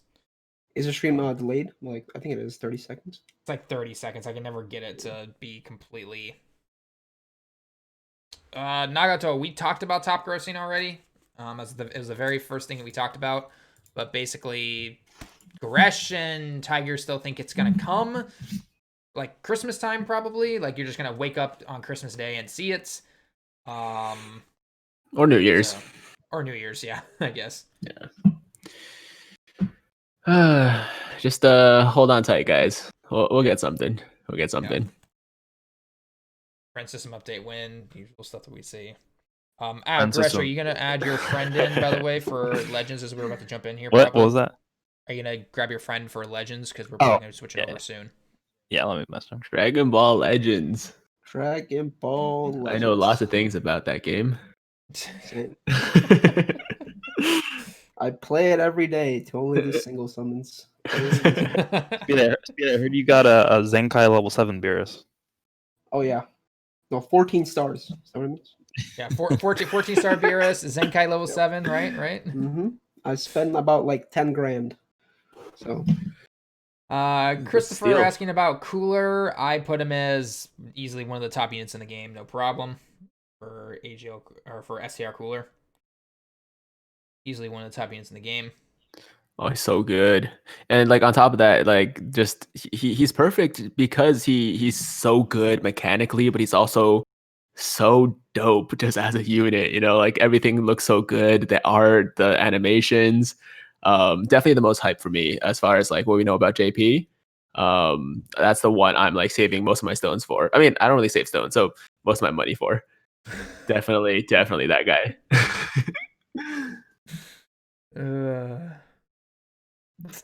All right. I don't see any questions. Just repeat questions. Yeah, it's a bunch of repeat questions. You guys can go ahead and answer them real quick. Hang on, I'm just gonna grab some real quick. What questions do we have? Wesley Wu with the $2 dono tiger panties. Oh God, Tiger! What Shout the out heck to are my you boy bringing Wesley. to the stream? What are you bringing to the stream? It's a little inside joke. I didn't even start it. It was my boy Scott Herman. I don't know if you guys know him. Oh, the Hermanity. Mm-hmm. This guy just, I don't know, randomly like he started calling the panties animation tiger panties, and it just became a thing. Okay, all right then. It is. I see a good question. Oh, Ideas on the second unit for the 5-year. So like I guess he's assuming that Gogeta Blue will be one, right? Yeah. And I was actually thinking about this. Who could be the other unit? And I think the big like obvious one is full power Broly. And there's also the Vegeta Blue thing too. So those are the two I think most likely options. But I was also thinking, what if they just center the anniversary around Gogeta, and they did a Gogeta Blue banner, and then they did a Super Saiyan 4 Gogeta banner. So those would be the two banners. Oh wow, that would be interesting. We definitely need a new LR Gogeta. Or it could be like Super Saiyan Blue Gogeta. Super Saiyan Blue Gogeta versus Super Saiyan 4 Gogeta. Sort of Who's better? I don't want to get into that. Who's stronger? I'm pretty sure Blue's stronger than 4, but I mean, GT's not even canon. So. Yes, I am pulling the canon card. So. How do you know they're not going to become canon at some point? Dragon Ball Heroes, dude. It's officially canon, dude. Heroes. Oh my God. No, but I think that'd be kind of cool to think about, Goresh. It would be interesting. What would the Super Saiyan 4 Gogeta do, though? I mean, would he just be? We can't make him a fusions category because the SSJ4 Gogeta was the original fusions, and then we got LR Gogeta, and then Gogeta Blue is also a fusions category lead. So would he just be like a GT category, or what do you think? They could do a Super Saiyan 4 Goku and a Super Saiyan 4 Vegeta join forces category leader if they want to go like super all out, I guess. Okay, yeah, they could definitely do that. Do you think they can do like a double unit like Goku and Vegeta and they fuse? Yeah, that's what I'm talking about. Yeah, I think that Yeah. would do that. Yeah. And then Blue Alright. Goku and Blue Vegeta fuse to Blue Gogeta. Well, that'll be interesting. That'd be legit. That'll be. All right. Well, why don't we go ahead and move on over to Legends then? Goresh, you want to go ahead and introduce your friend that you just brought in? Sure. So generally for Legends, we don't really have that much support here. So I went ahead and invited Nazdarachi. For those of you who are familiar with Legends, you probably know him. But yeah, he's on the channel today for the podcast. So yeah, he will be helping out in terms of like the Legends discussion. So yeah, say hello. What's going on, everybody? Can you guys hear me? Yes, we Loud can. and clear. Loud and clear. Excellent. I appreciate it. It's good to talk to y'all. Hopefully, y'all are having a good holiday season.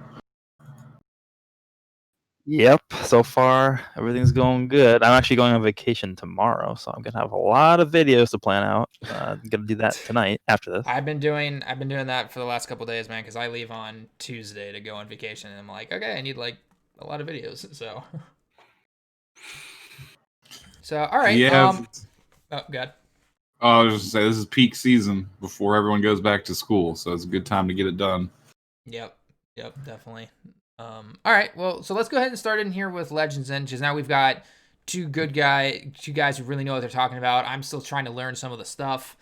And I don't know if Speedy or Tiger are hanging around. We'll have to wait. I mean, I'll hang in for a bit. Yeah. I don't know if you guys Okay. can. All right. Like, I'm not gonna be very useful here, but I'll try to contribute when I can. Okay. So Legends, let's just go ahead and start off the bat with the big stuff that literally just dropped less than 12 hours ago, or I guess 24 hours ago. Super Saiyan 4 Goku, Super Saiyan 4 Vegeta, Baby. Thoughts? I'll let Goresh take the floor here.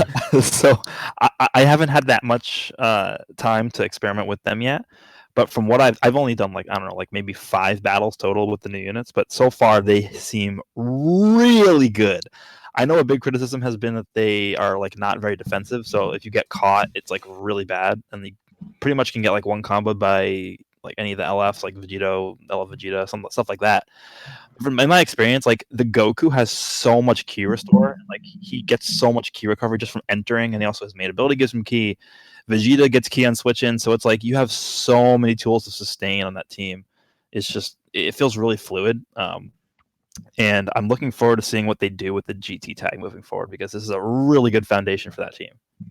Yeah, I typically agree with everything you just said. The team is just all glass cannons. I've noticed Baby is the worst, and sometimes I will actually substitute the Super 17 because he is the most defensive person in the entire GT arsenal. He can take hits really well from pretty much anybody, and he's got the only functional cover save mechanic versus blast cards. So sometimes I leave Baby behind because he really, I mean, his damage support is nice, but the Super Saiyan 4s themselves make enough damage where you don't really need him, especially if you're trying to counterpick people who assume that you're going to be bringing him, and then you bring green instead of blue. Sometimes that helps out. But yeah, they're offensive powerhouses. I think Baby's true value might be in the regeneration team with his main ability with that 50% buff to healing, and pretty much every single regeneration heals. So 10% heals become half a health bar. It's pretty insane in that regard too. Yeah, especially when you combo him with Kid Buu. Like if you pop his main ability and then you use Kid Buu, because Kid Buu heals every time he uses an arts card, like that gets really dumb. Like if you have a combo with if you combo with Kid Buu off of that main ability, he can regenerate like half his life bar in like one combo. It's like really dumb. Nails green card, which like progressively heals the whole team. They just start getting chunks back every timer count. Like you can just see your whole team's health just refilling. So that's a new mechanic. It's not a new mechanic buffs to healing, but the in sheer amount of health you get back is kind of a new mechanic for the game. and it's kind of like a sleeper way to regain an advantage if you're losing at the start of the battle. Yeah, it's interesting because we saw that, like, I guess healing regeneration buff on, I think it was Chilled. His Z ability had that.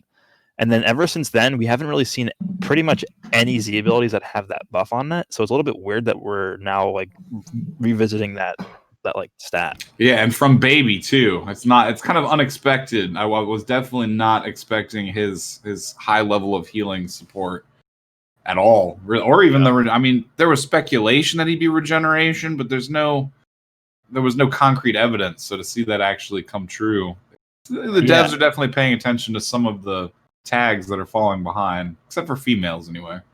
And then on top of that too, I mean, he's on Saiyans. Like his equipment options are like super good. Like he gets access to all of the Saiyan equipment, which is like ridiculous. Yeah, I think that this banner is definitely a worthwhile summon because it's one of those meta-defining banners. I played, in contrast to your like 5 games, I probably played like 20 or 25 with them, and I haven't seen a single God Key team in PvP since this banner dropped. I know they're still out there, but they're out there. At least over here in Japan, trying to connect. A lot of my online matches have been definitely still. I think it's more just everyone's trying out the new stuff hype, but right. It's just refreshing that every match isn't versus God Key for a little bit. Yeah, and also the fact that the banner itself, like both the banners are like super good. Like the steps on these banners, like you have one step that's so we never had I believe it was the full guaranteed extreme step. We never had that be repeatable before. This is the first time that's love that. Like, I absolutely love that in my summons. It was like, oh dude, all extremes again? Thank you. And the double rates on new characters specifically, I think, is also a step in the right direction. That also, was definitely that's nice. A huge step. I love that. Nice. Yeah, credit for that. And not just that, step 3 gives 2 tickets. Yep. Because it brings you back to step 3, not step 4, like the last like 3 or 4 of them, which is very, very nice. Yeah, this is definitely more economically beneficial to the community in terms of the setup, the banner structure. Much less to complain about comparative to some of the last ones. Yep. I think the biggest problem is just the dual format of it, which isn't really that bad. It probably hurts like budget and free-to-play players more, but if you can at least dolphin a little bit, it's not as bad as it seems on paper. Yeah. But I mean, especially because I was gonna say because we have the baby event up, right? And that gives 1,000 crystals. So I mean, you should be able to at least get 40 is available right now for it, and then 50 will be available tomorrow. Actually, Japan. So, I think very fast. There's a few hundred CC available in the co-op shop, but there's actually a sleeper item in there that's extremely high value for budget players. And then you can get another 1,000 from if you did the LBR mode and got up to 10 wins, you can get your 1,000 Chrono Crystals from that as well for free. Yeah, and then also don't forget, I believe it is the dual coin, so the co-op stuff. You can actually purchase the multi-Z power, I think, and you can use those. That's what I was talking about. So, like for me, I mean, for the more heavily investing players, it probably won't really matter that much. But I only have a 2-star Super Saiyan 4 Goku and a 2-star Vegeta. If you save up, the few thousand coins, you can get the 100 Z power and instantly get both those 2 stars to 3-star, which is extremely valuable, like I said, for budget players who might not have 3 stars on the units yet. And 3 stars unlocks both of the tags. They unlock it has GT already, and then it goes into either Goku family regeneration or Vegeta family, depending on which one of those 3 units you are gonna bump up to 3-star. Correct. They all get their double tags at 3 stars instead of 5 now, which is also another step in a better direction. That was definitely a step in the right direction. That was very, very nice. Yeah, and then the best step in the right direction of all time, which was no LF units. Yes. Oh my gosh. Yeah, I think it helps counteract some of the pain of the Zenkai banners that they just released. Yeah, we'll get to those in a little We're gonna get to that in a bit. But honestly, because I haven't been too impressed with what they've been doing on Legends recently. I mean, we had all that backlash from the massive update, and then we got the Zenkai stuff. But like this, I feel like these banners are definitely like a step in the right direction. So I'm really pleased with seeing what they're doing, and it pays off because we got top grossing in like a few countries, right? Yeah, it's number 1 in Germany, number 1 in France, and a couple other countries are in the top 10 as well. And something we didn't mention that I also like is those loyalty tickets are also back on this step up. So any steps you do, I think, past the initial first few, you'll get those tickets for the redeeming, the Bojack, the Gohan, or saving up for those 3 Legends Limited units. Yep, exactly. Yeah. Yep. Mm-hmm. Personally, I think those tickets should be on every banner. But it looks yes. like they're only for step ups, right? Yes, they are. As of right now, I would say so, but it's likely. I keep saying to people that get discouraged that this game they're in it for the long-term investment. So it's kind of like if you mirror it, even to Dokkan, because I played Dokkan in the early days, and things just weren't as widely available in the early days. But as the game gets older and the pool of characters, starts getting up to that 1,000 mark, there's going to be a lot more generosity, in terms of getting what you want in terms of Z power and stuff. Like, if there's going to be more guaranteed summons, there's going to be more of these canisters. They're going to start scaling everything up where you can get more and more and more. So eventually it'll get to that point where it's like Dokkan and everyone's, a little bit more satisfied. I truly believe that anyway. Yeah. But Have they're you guys definitely had going a to want to make their chance money. to try out the GT, like the GT tag team itself?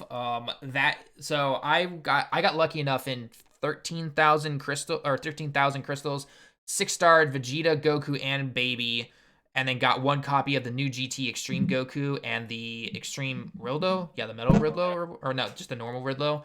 And I think that GT Extreme Kid Goku, he buffs GT health, I believe. Yes. Max health. Holy crap, that team has so much HP, and then you have Baby on either off or even on in the battle with you, and that extra healing he gives. Holy crap. Yeah, it makes a huge difference. So the plus side for Baby also having the Saiyan tag is you can just run Raditz on the bench too. Yeah. So you can run the EX Raditz, and then you can also run that EX GT Goku if you have him, and that's double HP buffs. So it's like it gets absurd. Especially because the EX Goku at 1 star is giving you only the 12% buff, which is still noticeable, but it's really when he gets to the higher Z ability breaks is when his true value will come out. But we know pulling extreme sometimes it's like pulling an LL sometimes, right? So yeah, it helps when they add steps like the EX guaranteed. Like I finally got the EX Broly. I did too. Yeah. I finally got EX Nail. I didn't have him before this banner. Yeah, sometimes it takes those kind of steps like that with the guaranteed EXs to see a lot of the newer EX. Old EXs drop like candy, but the newer ones, they're really hard to come by. Yeah, they are. Especially when you get Tau for like the gazillionth time and you still don't have half of the other good newer EXs. Yeah, which could then tail into another point we could make. How about they desperately need to update the Z-Metal shop? Oh yeah. God. Why you don't like buying the season 1 PvP equipment from there? Oh yeah, and the round 1 first year EX characters from the challenge from launch. Yeah. Scout Battle EX has not been updated at all. It's just ugh. No, and that's the whale shop too. So you think they would prioritize it a little bit more? Hopefully, I don't know, if we make some pushes on social media, we know they read that. I think we should suggest over a long period of time that they make updates to that shop and see if they get the message. Easily. So, I know we're not taking questions just yet, but I'm seeing a lot of people ask in the comments, who, just in your guys' opinion, I know obviously we haven't had a lot of time to use them as much, but Super Saiyan 4 Goku, Super Saiyan 4 Vegeta, overall, who do you think is the better unit? What are you guys' thoughts on it? So just initial thoughts as using them a little bit. Just from my usage, I could say that the Goku is going to fit on more meta teams right now, just because the Son family team is still a little bit better than the Vegeta family team overall. I believe that the Vegeta is the better offensive unit, hands down, and the Goku is the better unit for wide versatility and taking hits. Even though he's not much better at taking hits, he is a little bit better at taking hits. I have Yeah. noticed that he's a little bit better than taking hits than Vegeta. You really don't want the Vegeta to get hit by anyone. I even had a yellow Gohan lock him in and do his full combo and pretty much kill him. Oof, So yikes. he's not good at taking damage. He's very much similar to Hit almost, but you can play him a little bit less aggressively than you have to play Hit. Remember that the Goku has 35% cut when he comes in for 15 counts, right? So Yes. that is like pretty much the only defense you have on the team. So it's like, again, I mentioned this earlier, but it's you have to play very safe with this team. You can't really go all in because you have nothing to fall back on if things don't go your way. But I do think that the healing that the Goku has is like ridiculously good, especially when you pair that up with Baby. So he restores health by 10% on switch in. And with Baby, I mean, Baby also restores health when he switches out. So if you go from Baby to the Goku, It's a half a health bar easily right there. Boom. yeah, it's like 30% or something. It's like, hello? Like, it's so ridiculous. And you have enough time to repeat that cycle twice before Baby's main wears off. So you can get two heals like that in with Goku if you manage your swaps, efficiently. Yeah, I agree. And it also no, go ahead. Go ahead. I was just saying it also buffs the healing that Super 17 gets anytime he absorbs yellow cards or tap blasts. So That's true. I didn't even consider that. and then- But I was just gonna say, like, Vegeta, like, his kit by himself, the fact that he gets card draw speed and like a reduced cost on his blast arts cards, That's like, it's that- crazy already. yeah, like those are the two things you look for in a unit that's blast oriented, because it's fits in with charge step perfectly. oh yeah, and then when you swap him in that specialty blast card he gets really is the icing on top of the cake. Yeah. Also, can we talk about the fact that they both have this like this thing on every blast and strike card where it's like they buff the opposite of what they're doing. You know what I'm talking about, right? Yeah, and I didn't think about it at first, but those cards are shared no matter who you're using on the team. So very often I found myself with Baby or Vegeta, and I'd have the one that buffs strike, the one that buffs blast, both in the same hand, and any character can make good use on that. And you know what's crazy too? You're gonna use that Super Saiyan 4 Vegeta on the Vegeta family team, and then LF Vegeta is gonna have that blast Dude, card. I've been using that online a little bit myself. It's pretty crazy. It is pretty Yeah, ridiculous. I think those card effects are going to be a next step in the power creep of this game for sure. Because those abilities, we've never seen those before. Like, this is the first time. Like, same thing with No. LF Vegeta. He has that key restore one. Yeah, we've never seen one that are just outright offensive besides bleed, but that's just like a dot and a damage over time. Yeah. So I like those effects actually. I'm very fond of that. Yep. So, all right. So I think overall, though, Super Saiyan 4s were very impressed. Baby's very good. Definitely more on the bench. We have to kind of test him out still for regen, see how much butt he's really going to kick or really help with that healing factor. But overall, it seems like GT is a very, very good tag now, and this was definitely needed for them. Yeah, and they split the It's hard to give people advice on which one to summon for first because they split the value of the banners so evenly between having the LF Namek on the Super Saiyan 4 Vegeta banner and then the Vegito on the Goku. It's really hard to tell people where to start. I honestly just told everyone to pick one banner, whichever one they like more, and then as soon as they get those characters, then switch to the other one and don't really invest more till you.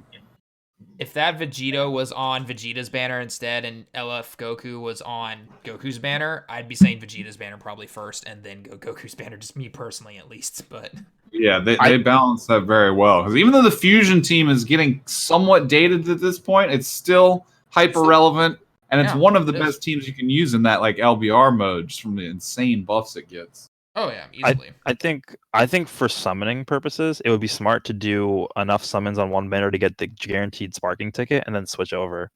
Yes. Because, if you're not gonna be summoning if you're not going in 12,000 crystals, if you only have like 5,000-6,000, do enough to get the sparking ticket on one banner, and then go to the other banner, because I think that's what you get the most value from. Because I think in order to get the you don't even have to finish the entire step. You just get enough tickets, and I think it leaves you with 6 out of 5 tickets for for after step 4, and step 4 is all extremes are higher, which is really nice. So it's definitely good value to up to that point if you're more of a free to play player or someone who can't spend crystals. Definitely go with that right there, I think. Agreed. Yeah. It's just all of the components to build good teams are on both banners, so it's definitely hyper valuable with these step ups. I just hope they keep doing the same setup moving forward for step ups. Like this Yeah. is like honestly, I was thinking about it because the only thing that's different between this step up and the one that we got last year for Black Friday, because up to this point, I had considered that Black Friday banner last year the best banner in the game's history, besides like the Happy Bag one, but that's different. I'd say that, yeah. I'd agree with that. Last year's Like Black this Friday. banner is actually like probably better than that one. The only difference between this one and the one that we had is that one had the thing where it was only one ticket that you needed to do a guaranteed sparking summon. Yes. But I mean, this banner right now has the guaranteed EX step every time, and it has that double rate step, which is like huge. That's pretty huge. Yep. So I would actually go as far as to say that I think these step ups are the best banners ever in the game. I think the only way they could possibly improve it even would just be to focus on tightening the pool of units available in the free ticket summons. That would probably be the only improvement I could, reasonably say that they could maybe do. But outside of that, it's a really good value.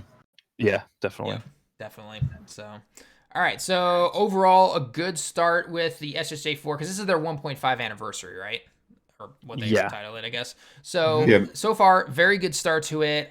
They updated the co-op battle to face off against Super Saiyan 4 Goku, so that's really good for guilds. The guilds so far, a lot of people have been loving it and everything. Let's get into something that universally most people are not a fan of, and that is the Zenkai banners. Wait, why aren't people a fan of that? I don't know. I don't know. I don't know. It's totally free to play friendly, right? Oh yeah. It's hyper targeted at people that have expendable income. Yes. And I don't know. It's another system that I feel like can evolve over time and that they will listen to some level of constructive feedback about. But as it stands right now, I've had zero motivation to try and put, any effort into Zenkaiing other than doing the everyday Goku battle with characters to slowly do it that way. That's what I'm personally doing. And then you got Goresh here who caved and did summons on it already. The one thing I will say about Zenkai is it might be worth it to do one summon on it with like one 300 crystal summon, because by doing that you can skip the grind to go to 10 level 10 in friendship, because at that point you would only need 30 Zenkai power to get to the to limit break them Zenkai. But instead of doing that, you can just spend 300 crystals and get there for the same amount. Yes, if you can scrape together the 300 and just kind of look the other way and hit the button and not save it towards new units, then I mean, especially if you get lucky, like if you get some of those 70 rolls, it's not awful, but I don't know how they could incorporate that better besides making it cheaper, or maybe like giving a farmable currency in the game that you could use to also summon with. I just think the rates on that banner are so bad. Like I was watching somebody actually do summons on that banner, and like you get 70 so little, like you never see it. You never get 70. Yeah, it's I think 1% for 70 and 73% for the 5 roll. Yeah, so in order to get a 70, it's the same percentage of you pulling a sparking off of a normal banner. Oh. That might be understandable if like sometimes in adventures you could like pull 1,000 Z power of an EX unit or something. If they maybe made a 1 or 0.5% chance to just get like a raw 500, something like that.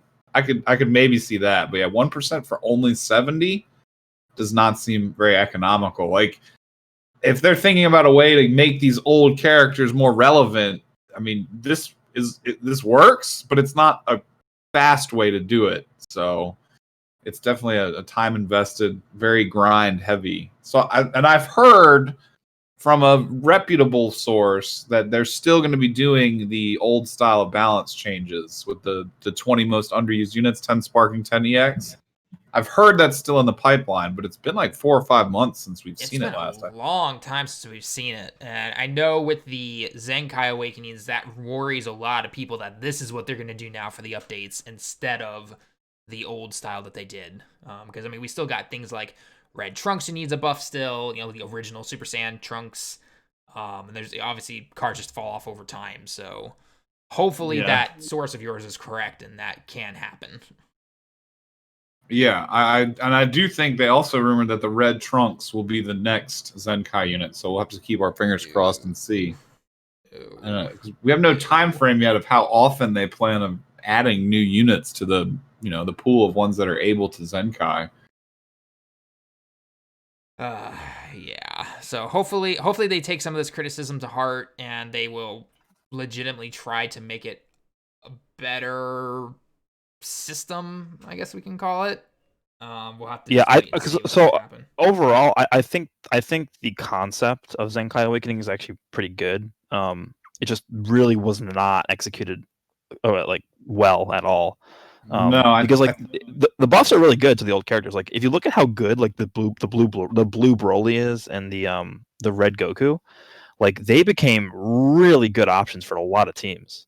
And especially considering the fact that they also now have that secondary Zenkai buff too.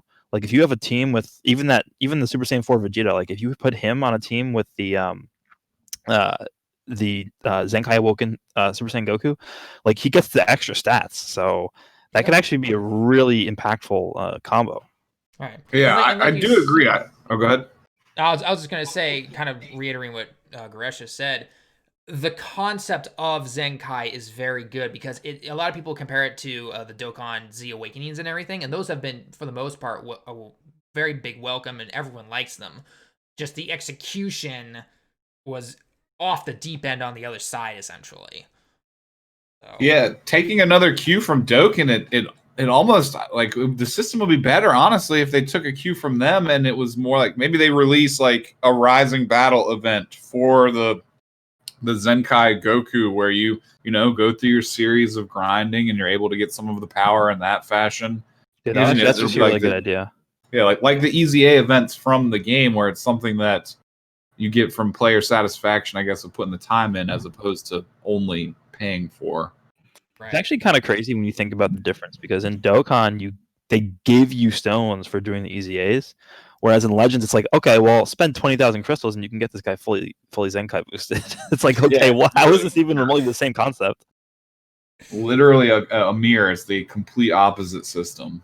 Yeah, which is weird because I don't know how they thought that out in their logistics department. Like, hey, how can we convince people to spend money on these really old characters? Like, I'm still not very motivated because at the end of the day, the animations don't change. Like, yeah, the characters are a lot better. Like, $250,000 to their attack stat compared to like a brand new Super Saiyan 4 Goku who's at 209K. That's really impressive, but it's hard to make me motivated to spend money on, at least.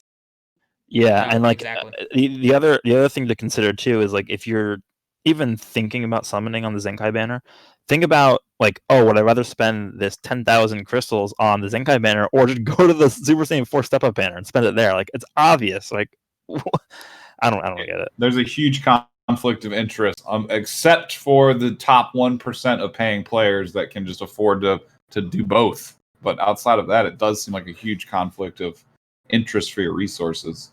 Yep, yeah, exactly. Agreed. So, all right. So, fairly same ideas with the Zenkai Awakenings. Hopefully, they can change that kind of stuff. So someone made a note here saying any actual changes to go through. I don't know if that has to go with the 18th notice that they had in the game saying we're changing some stuff back, or we've listened to player feedback and everything. After what's been 2 weeks now since the 2.0 updates, have things really changed that much? I don't think so. No. I think this is their new system, and they're just going to, in the future, increasingly add ways to get Z power to get your units to these new levels. I think that's their plan. Like because they did like that whole like sparking metal shop thing, with where they added like the multi Z power there. I think that was actually a really good change. But I really want to see the ability to use the multi Z power on Legends limited units. I don't understand why they're limiting that so much. Yeah, I did notice that. I was just like, oh, come on, guys, just let us, come on. Especially because so many of those Legends limited units, like the difference between 2-star and 3-star is that double buff for most of them usually, and in fact maybe all of them. And it's just like, come on. Especially with Beerus now, there's no way to reliably get Z power for him to even attempt the Zenkai system. Yeah, because they keep the banner away from you unless you have them at that. Was it new 7-star now? Old Yes, 5-star and a dupe or something. Yeah. Only banner that he's on is literally locked behind the premium ticket paywall, and then the other one is the paywall for getting the loyalty tickets. So that there's no way to get units like Beerus on a reliable basis except for shelling out money. There's just no way. Yeah, we knew this was going to be a problem way back in the day. Like even when I think it was when the LF Gohan came out, and we saw, because that was the first time when an old ticket exclusive, back then it was ticket exclusive, not Legends Limited. That was when the first time where we saw a old ticket exclusive unit return for the first time. That was when Beerus came back, and we saw he had like super low rates, and it was only available via tickets. And that's when we knew like this was going to be a problem moving forward. Like as soon as we started getting like 8, 9, 10 ticket exclusive units, there's no way you're going to be able to pull the old ones. Like there's just no way, because the pool gets so diluted that the chances of you actually pulling an older one are like so low. And that's still like the same thing that we see today, because in order to pull an old Legends limited unit, so like let's just say Beerus, other than like the premium banner that's up right now, you have to pull him via like the step up banners, right? And his rate is like so bad, so it's like half of like the rate of a normal Legends Limited unit on the tickets, right? Like if there was a new Legends Limited unit on the ticket banner, I think they would have 5% rates, and then the older ones have like 2.5. So 2.5% on a ticket summon, that's terrible. Yeah, that's literally a little bit more than a 2 out of 80 or 100 chance, that you could actually see that unit. Yeah. And that's a situation where you just have to close your eyes and throw the dice, because you're going to get whatever the game wants you to get. That's why I always recommend that unless you're extremely financially well off, chasing any specific unit in any gacha game is just a nightmare. Yeah, I just want to see them, because I think the big issue with Legends Limited units is like after the new limit break system came out, a lot of like the older units that are able to get to the red 7 or whatever more easily, because there's a lot easier to pull. So in the long run, I feel like you're gonna have a lot more success just using like those other units and not Legends Limited units, because you're never gonna be able to limit break your Legends Limited units past 7-star, even if you even get them to 7-star in the first place. Like I know, even for me, I spent a lot of crystals on that LF Vegeta banner, and mine's only 3-star. So if you compare him to like a red 14-star like unit that's a few months old, like there really isn't that much of a difference. No, he's exactly right. Which I feel like in their minds when they were designing the system was meant to be like a way to balance the fighting game mechanics of this game to make older characters competitive, but there's definitely, it's a double-edged sword, because it's at the same time it's not very healthy for a game. Like fighting games are very dependent on having accessibility to the roster, comparative to something like Dokkan or like a turn-based strategy game. So it's especially painful in a game like this when the roster is it's dependent for you to have the characters to play, and then now it's dependent for them to be repetitively pulled for them to be, as much competitive. So yeah. I definitely agree. It's a huge issue, more so for a fighting game than any other game. Yeah, agreed. I mean, they need to figure out a way to. I don't know, man. I've always had an issue with Legends Limited units. I feel like it's just in a game that's, like you said, like centered around PvP. There should not be a unit that has a 0.25% pull rate. It just doesn't work. No, it has ramifications outside of just in the game itself, because, of course, players, in the game will be affected, but outside the game, people that don't get that unit will get discouraged, and if they don't have new units, they'll, likely to play less and stuff. So there definitely has to be a good balance of giving out enough enthusiasm for people to want to keep playing that aren't in that that small percentage of whales that just have everything no matter what. Yeah. They're doing pretty good with stuff like the step up banner. Most everybody that I've seen has pulled at the very minimum 1 out of the 3 new units. And when we did, I did a 5-way collaboration with a couple other YouTubers last night, and on cam, one of us pulled all 3 of them at least once, and then by the time we were done editing by the end of the evening, 3 out of the 5 of us had all 3 of them. So, and we didn't make any insane investments. I think I went 15,000 CC and got at least one of each of them. So, that's encouraging, but it's going to come back around to the next Legends Limited unit, and it's going to be all back to the same again. Yeah, I think something that's interesting to note too is at least we know that they will willingly release step up banners without Legends Limited units on them now, which is good because up to this point, every step up that we've had, pretty much since last New Year's, have all had either ticket exclusives or Legends Limited units on them, except for this one. This is the first one that has not had that.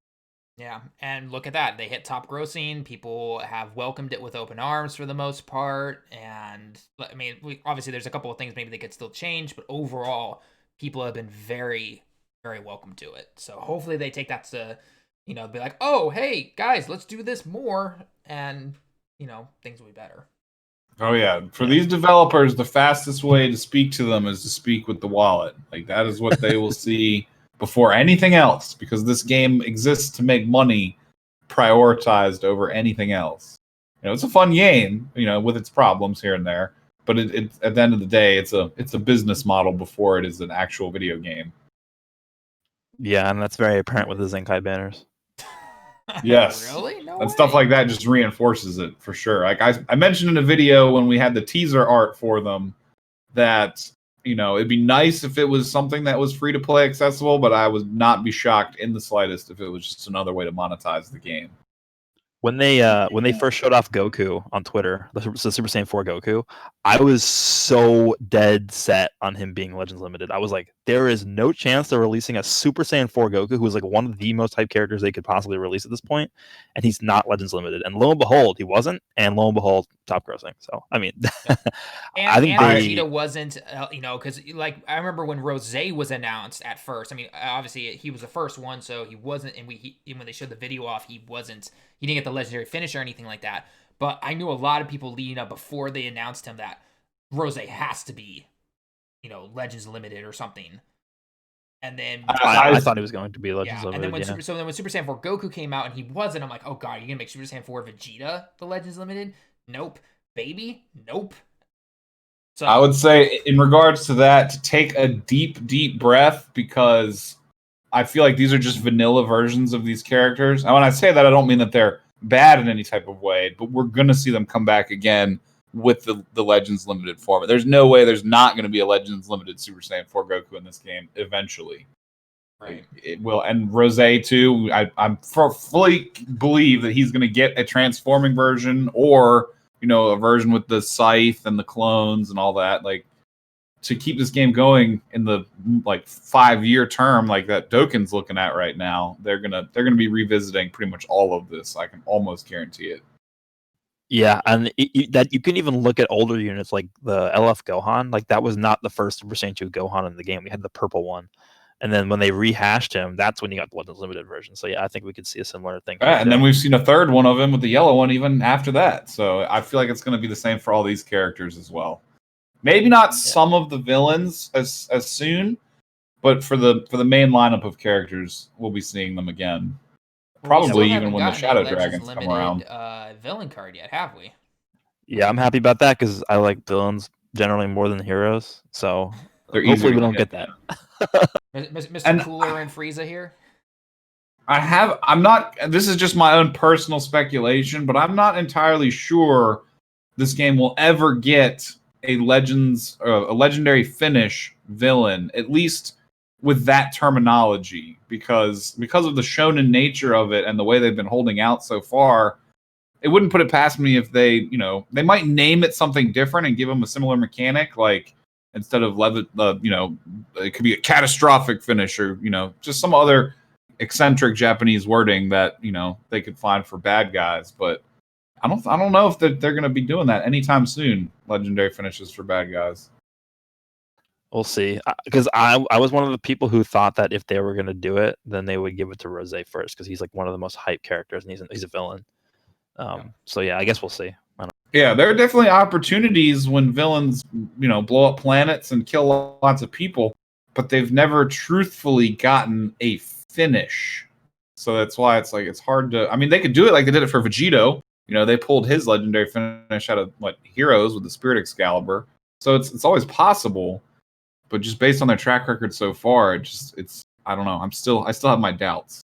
The thing with that's interesting that you bring that up too, because the thing with the Heroes is Dimps develops both games, and they could literally they have reused super attack animations in Legends and Heroes from both. They've pulled super attack animations. The direct programming. If you compare Super Saiyan 4 Gogeta from Heroes, his attack animation is 100% identical to the Red Ultimate Arts original Super Saiyan Gogeta we have in Legends. They're 100% identical. Yeah, so they have that ability to do that. So if they wanted to give a villain a legendary finish, they could literally just go into Heroes and pull a cool looking super attack from a villain unit and make that into a legendary finish. And that's why I definitely do believe we will be getting Heroes characters in this game one day. It's almost unavoidable. When they start to run out of ideas, that's what it's going to gravitate towards. Yeah, and agreed. that just opens up another can of just craziness that will happen right there, because it's Heroes. For this particular fighting game where you have characters like Pycon and Krillin that realistically they might not be as competitive as newer characters, but they can be functionally used on a level playing field, with their understood limitations. But there's no way that Heroes characters wouldn't belong in a situation like this eventually. Oh, easily. It'd be really cool to see the Kanba too when he shows up. Some of the cool dark animations they could throw out for him. Yeah, okay, definitely. Nice. All right. Do you want to move on to questions, or I think we actually covered everything. We covered a lot of the questions. So if anyone in the chat right now is live still with us, obviously, drop your questions right now for any kind of Legends questions you might have, especially because we've got both of these guys here that can answer questions better than I can. I'm still learning some of the stuff, but one of the questions that we haven't answered yet, even though we kind of talked about how we're glad they weren't here right now, who do we think the next Legends Limited / legendary finish unit will be? So we went through generally what they like to do in this game is there's 3 split timelines. There's Dragon Ball Z, there's Dragon Ball Super, and there's Dragon Ball GT. They usually like to go linear in all those timelines. So we went through Z. We pretty much finished that. It's over. So, I mean, they're probably going to go back and rehash some other stuff in that Dragon Ball Z timeline that we haven't seen yet. Dragon Ball Super, I feel like probably is going to be the next big thing that's coming, because we just went through the Goku Black stuff, right? And then we have Rage Trunks and Merge Zamasu stuff that's still there. So I feel like that could be next. And on Dragon Ball GT, they intentionally skipped the Goku and Baby saga, like Super Saiyan 4 Goku versus Baby saga, to go to Super 17s. But now they went back and, they properly did that. So now we're sort of moving into the Shadow Dragons arc for GT. So I think the next stuff we could be seeing something to do with the Shadow Dragon arc, or the end of the Future Trunks arc in Dragon Ball Super. I think the Dragon Ball Super one is probably more likely at this point, so that we can sort of begin to get into the Tournament of Power shortly. But I think probably something to do with Merge Zamasu and Trunks. So if I had to guess, I would probably say Spirit Sword Trunks is the next Spirit of Hope Trunks is definitely a very likely one. I would agree with that. And correct me if I'm wrong, but we've gotten content for every single one of the movies now, haven't we? I believe, all the ones that are relevant. Like, you didn't get Garlic Jr. or Bio Broly. Garlic Jr. was an OVA, wasn't he? I think he was. There was a movie for him. He was the first Dragon Ball Z movie. Oh yeah, the Dead Zone. Yeah, you're right. Yeah, and then there was that. I think there was the anime only arc after the. Yeah, so Garlic Jr. is the only movie I think we haven't. And then I guess Dr. Wheelo and the World's Strongest and stuff like that. Yeah. I mean, other than that, I think everything has at least a little bit of representation. We have Bojack, we have both coolers, we have Slug, we have Wrath of the Dragon stuff. We just got Tapion, but I mean, they could add to that. We'll see. I do think what it will else? swing back towards Super next, but there could be. They have some less money making banners that they scatter in here and there, which is the OG Dragon Ball content and the females content. And I think their business department knows that they don't make as much money on that stuff. So they'll throw those in during some down tempo moments in the game where they know that even if they release something hype, people would likely spend less, like, not during anniversaries or festivals or celebrations. That's when we'll see some of that, the off tempo stuff. And then I think they will swing back to Super next. We still also need like a Champa and Vados cards, more Universe 6 support. So we might see that somewhere in the mix before they move into like the pre-tournament, where we might start seeing like the Trio de Dangers, the skinny version of Majin Buu, like Good Buu. Some of that stuff might be mixed in there too. But yeah, I think they're gonna hold both Gogeta Blue and Vegito Blue, maybe the Corrupted Fuse Zamasu to go along with them, just in a banner hierarchy with Vegito Blue anyway. I think they'll hold those out for a special occasion, Spirit Sword Trunks as well. So I'm not sure if we'll see it soon, but yeah. The funny thing with that is like Vegito Blue is obviously 10 times more hype than Spirit Sword Trunks is, but Spirit Sword Trunks just makes for a better LF than Vegito Blue does. But there's no way they're not going to capitalize on it. I'll take those better rates on Vegito Blue any day of the week. Yeah, I mean, that would feel really weird making Vegito Blue like the normal unit and then Spirit Sword Trunks is the LF. But I feel like they could do that because they did it with Rose, right? And no one was expecting that. No, but I'm happy. I'd be 100% okay if Vegito Blue doesn't get the LF. Yeah, I don't know if they're gonna wait until things are looking kind of save Vegito Blue and Gogeta Blue for like the hypest dual format banner the game has ever seen, or if they're gonna keep Vegito Blue tied to the Divine Zamasu and then keep the Spirit Sword Trunks tied to the Corrupted Zamasu. And then what's interesting about the female stuff you were talking about? Like, I don't understand why they insist on just making all the female units on the same banner. Like, why don't they put like one female unit on one banner, and then with her they put like a super hype unit so that it like sort of isn't all just one banner that no one cares about. You've actually touched on a bigger topic that I've started mulling around in my head recently, which is just every time we see a new banner, which is evidenced by like this God Key, revolution with Rose and Vegeta, and now the Super Saiyan 4 banners. Every time we see a banner like this, when you go into PvP, all you see is that one team. So I would like basically what you just said for the females, like sprinkle them in there. It would be kind of nice if they started releasing banners where some of the hype units were for like widely separate teams at the same time. So when you see some of these new banners, you get maybe 2 teams you see in PvP all the time now instead of just one. Yeah, that's happened for a while now too. Because even if you go all the way back to like the very beginning of the game, like they've always buffed tags in like bunches at once. Yeah, the meta is evolving very linear. I think one of the biggest examples of this is the android tag, because like in the beginning of the game, once we got into like the beginning of the Cell saga with the androids, they released like 400 androids, and then like after that they didn't touch them for like a year, and then after the anniversary we went into the Android 13 movie and we got like 400 more androids, and then after that it's been like nothing since then. We got Android 7 Super 17, but that's it. Yeah, I definitely agree that the evolution of the teams has been very linear. Like banner comes out, team is relevant, that team's the most relevant, and then a new banner comes out and it gets replaced temporarily, and then that cycle is just repeating.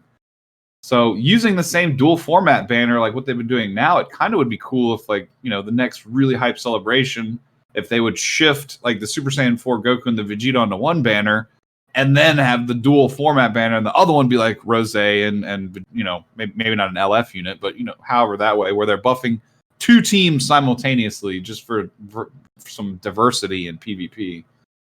Yeah, I agree with that. So one of the other questions that was put into the chat was it was actually a really good question. If you were to tell wannabe PvP players to go learn / do one thing, what would it be? I'm assuming like to get better at the game, what would be like the top thing that you would recommend somebody to get better at that could, improve your play style? I would say timing is the most important thing in the game in terms of like actually being good at PvP. Timing is like it goes into everything. It goes into being able to sidestep effectively, charge step effectively, being able to predict what your opponent is doing, using your green cards to stop the game so that you can see if your opponent's doing something. I just think like timing basically is the entire game. And if you can master like how the game like interacts, like the technical aspects of the game, like how using a green card stops the time of the game so you can like see everything, and like how the animations work with each other. Like, oh, if you vanish and then you go for a blast card, there's a little bit of a delay. Whereas if you went for a strike card, you could have maybe gotten in there a little bit faster. Stuff like that, I think, is like really important. Yes, learning the timing and the muscle memory for the game. I was actually basically going to say the same thing.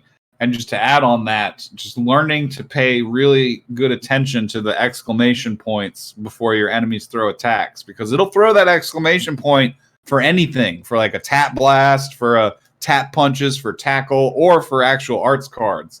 So you need to learn how to read that exclamation point really well, some of which just comes from a lot of time playing the game. Like, you'll see the exclamation point, you'll instantly want to vanish. A lot of times you'll get baited.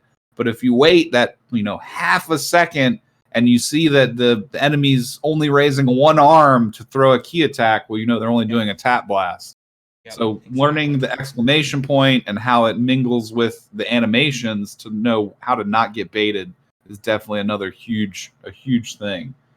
Yep. The whole game revolves around vanishing and swapping, like, in terms of the non-RNG elements of the game. So you definitely have to learn how to manage those really well.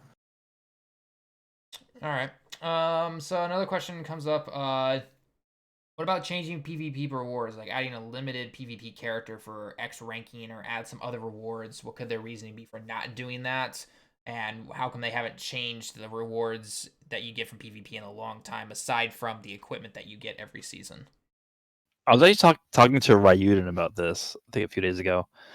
And I was actually thinking of a way they could like entice people to play PvP more, and I think the rewards definitely right now are.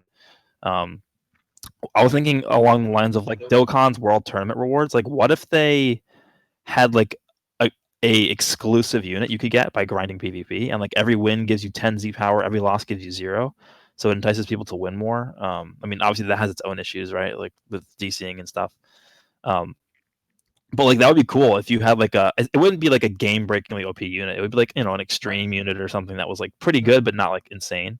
The funny thing is, the game actually did used to be like that back in the early days. When you farm PvP, they would give you. I remember farming the blue EX Goku to 7 stars just from doing PvP. But they took that away. I'm not entirely sure why. Yeah, I think that was because you could grind infinite Z medals, but that doesn't even matter. Like. Yeah, if they took away the ability to earn Z medals from the PvP, but let you still earn the Z power, until that unit gets to 7 to 14 stars or whatever, that would be actually a good thing for them to revisit. Because I definitely that there needs to be more motivation for people to play PvP that otherwise don't really want to play PvP. Yeah, like because right now the only real benefit to doing so is you literally just get adventures. Like it's so adventures bad. and if equipment. You top 10K, you get a free $20 for the currency. Not sale priced. Yeah, and also even within that too, the example I always use is the person who placed number 2 in the world gets the same amount of crystals as the person who placed 10,000th. Yeah, they definitely could revisit that, and then also what the other people are saying, like adding units. What they're basically talking about there also is that stupid blue Spirit Bomb Goku that's in the shop. They never updated that and added any more units to that exchange medal shop, which would be another good, like you said, exclusive units they could make. Just like they have a title for the guy who wins number 1 every season, season 23 PvP, whatever. They could have a medal that's associated with that season that you could use for that exclusive character in the exchange shop, and it adds, something besides that blue Spirit Bomb Goku. Yeah, Definitely. I agree. Definitely.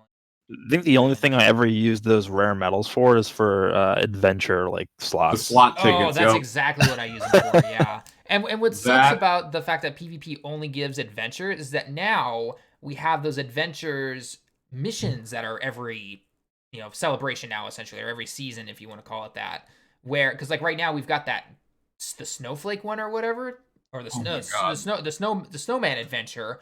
It's like, why am I gonna go and use the adventures from PvP when I already have to, use all of my slots for the snowman one, currently the one available right now, and because they still only have 3, and you have to unlock 2 every 10 times that you use it. So they either need Yeah. to really allow us to to do more adventures at once, or at least permanently unlock those last 2. That'd be something, at least. The snowman adventure in and of itself is absurd. Like, I don't know who at their development office thought that requesting us to get 800,000 of those things was a good idea, especially because at first I saw that the adventures had 5 slots. So I'm like, okay, it'll drop more. But no, they literally don't drop any more than the adventures where you can only put 2 or 3 people in a slot.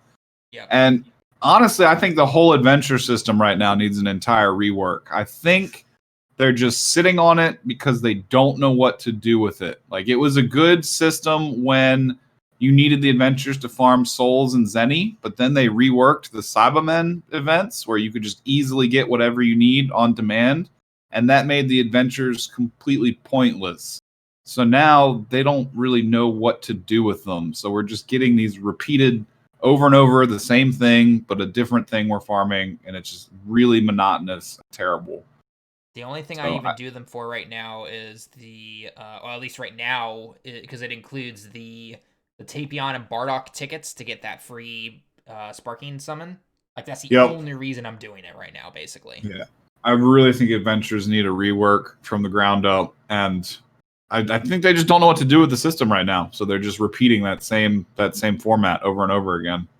Well, that's also a way to get people to log in every day, right? That's like the main thing. Yeah, not every day, like every hour. Yeah, every 3 hours. I specifically picked the 3-hour one because I don't want to be bothered to go over there every hour and do that. That's exactly what I do. Yeah, and I mean, that's cool and all.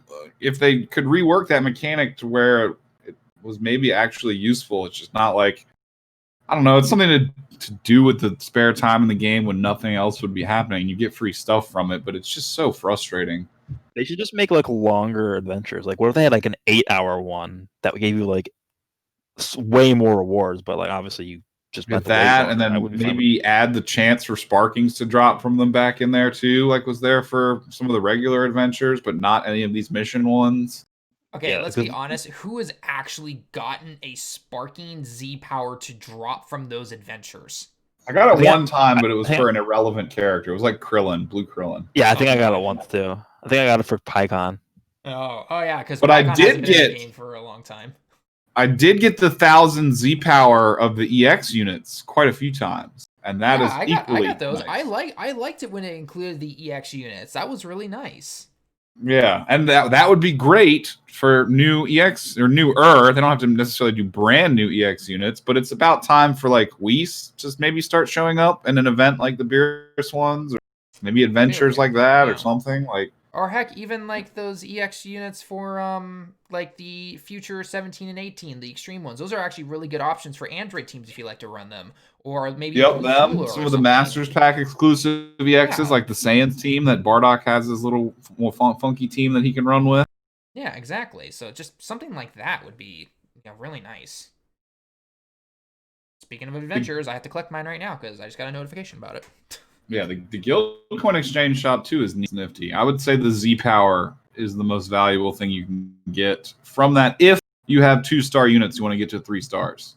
Yes. I stand by the fact that the guilds and the co-op are the 2 best things that came with the big update. Oh, and easily.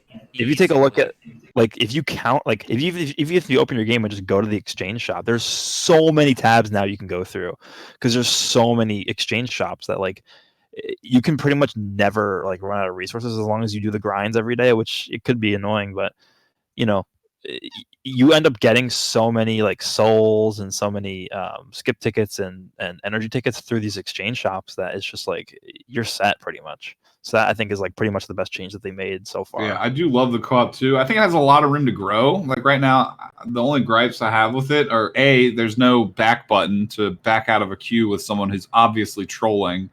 and Oh yeah. B, it's not quite difficult enough yet. Like, and I don't want to scream for it to be like, the old level 51 stages were back in not too long ago, but I mean, we just got 5,000 characters. They're releasing all the PvP stuff at 4,500. So maybe make it like 6,000 or 6,500.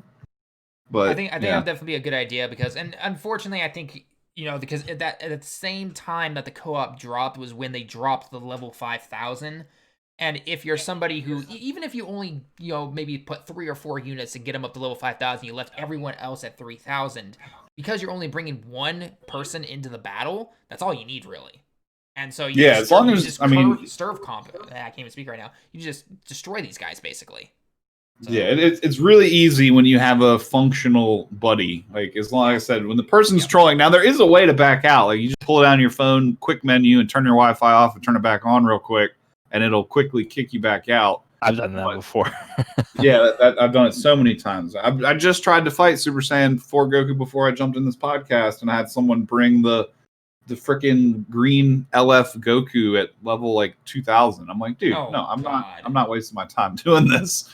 Dude. So yeah, quick Wi-Fi button. But I think it'd be nice if they added an in-game button to back out of that. But yeah, like you were saying, when you have a functional buddy, you just steamroll the PvP. Like within 30 seconds, even the hardest bosses, you can steamroll them. Exactly. But it's a good starting point. It's a good concept. I think it was kind of a missed opportunity, this banner, for them to not release the Golden Ape Baby, like a first giant enemy, as a co-op battle. But I do hope they get to that. That would have been cool. That's the best way for them to incorporate, giant transformations in this game, is to just make them co-op bosses. And I do hope they get into that sooner rather than later. I would definitely be okay with that. Like I said, co-op is like the best feature that they added along with guilds. So I think they can, like, if they understand that people like those features the most, then I think them taking the time to focus on those two aspects more so than like other aspects, I think would be a good investment of their time. Yeah, and then that's another thing where they have an infinite library of assets from Heroes and Xenoverse that they could pull on to pull the models. So it's, and it is work for them to code all that in, but I think it would pay off, definitely. Yeah, like what if we did, like, I know a lot of people were actually hoping that they would do this, but like what if we got a like a Great Ape Baby boss for the co-op mode? Like a giant character boss.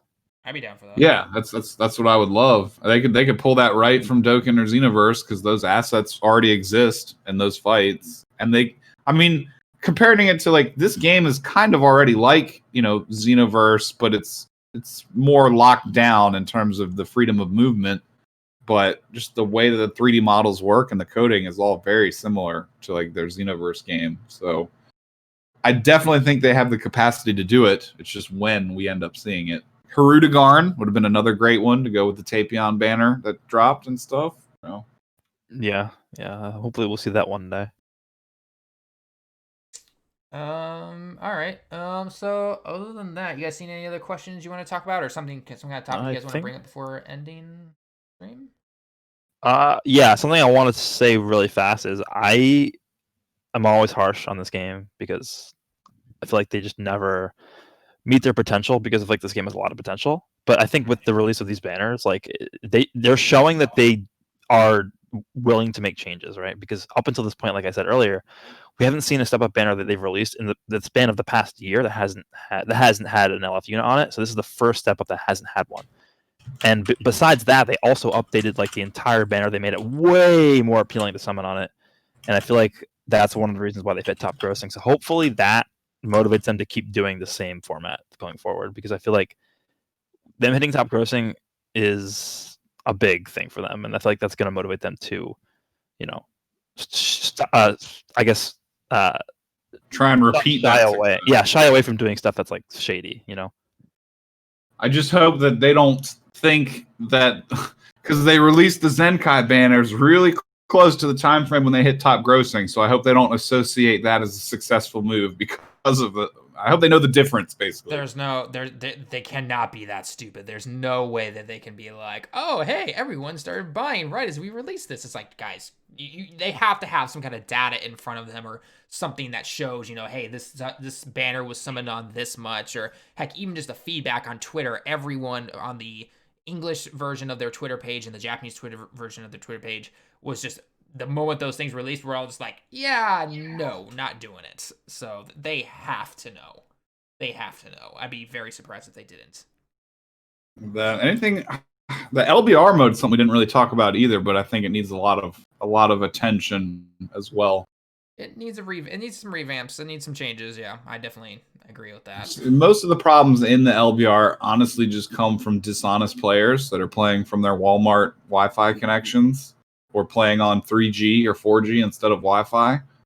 So unfortunately, I think a lot of the LBR problems do fall on the actual player base, but they definitely do need to improve it because it's so frustrating. I agree. Yeah, that's I think that's a bigger issue in LBR though than normal PvP, because people are more inclined to want to be motivated to win in that version, right? Every win gets you that 100 crystals, whereas in PvP, it's like if you win, it doesn't even matter. Like, so I think that motivates people more often to cheat and like drop their connection and stuff. So they need to do something about that, because I saw a lot of Japanese players even like were super upset about that. Yeah, it's just there's people who just disconnect. You're about to win, and the game, and I don't know how it doesn't functionally know this on like Talon was saying earlier. Like they have to have this data. Like how does the game not properly know who to assign blame to when someone disconnects? Is beyond me. And Dragon Ball Fighters, if someone the game always knows who to assign proper blame to and who to give the win to and who to punish. I just don't understand how they can't have a better control over that. Yeah. That's one of the biggest downfalls of especially the LBR. It's PvP in general, but like you said, people are more inclined to do shady stuff when there's more rewards on the line. And God forbid it actually determined the outcome of another tournament like Vegas. Dude, I'd be so frustrated right now. Yeah. All right. Well, I guess with that, we will end this week's podcast.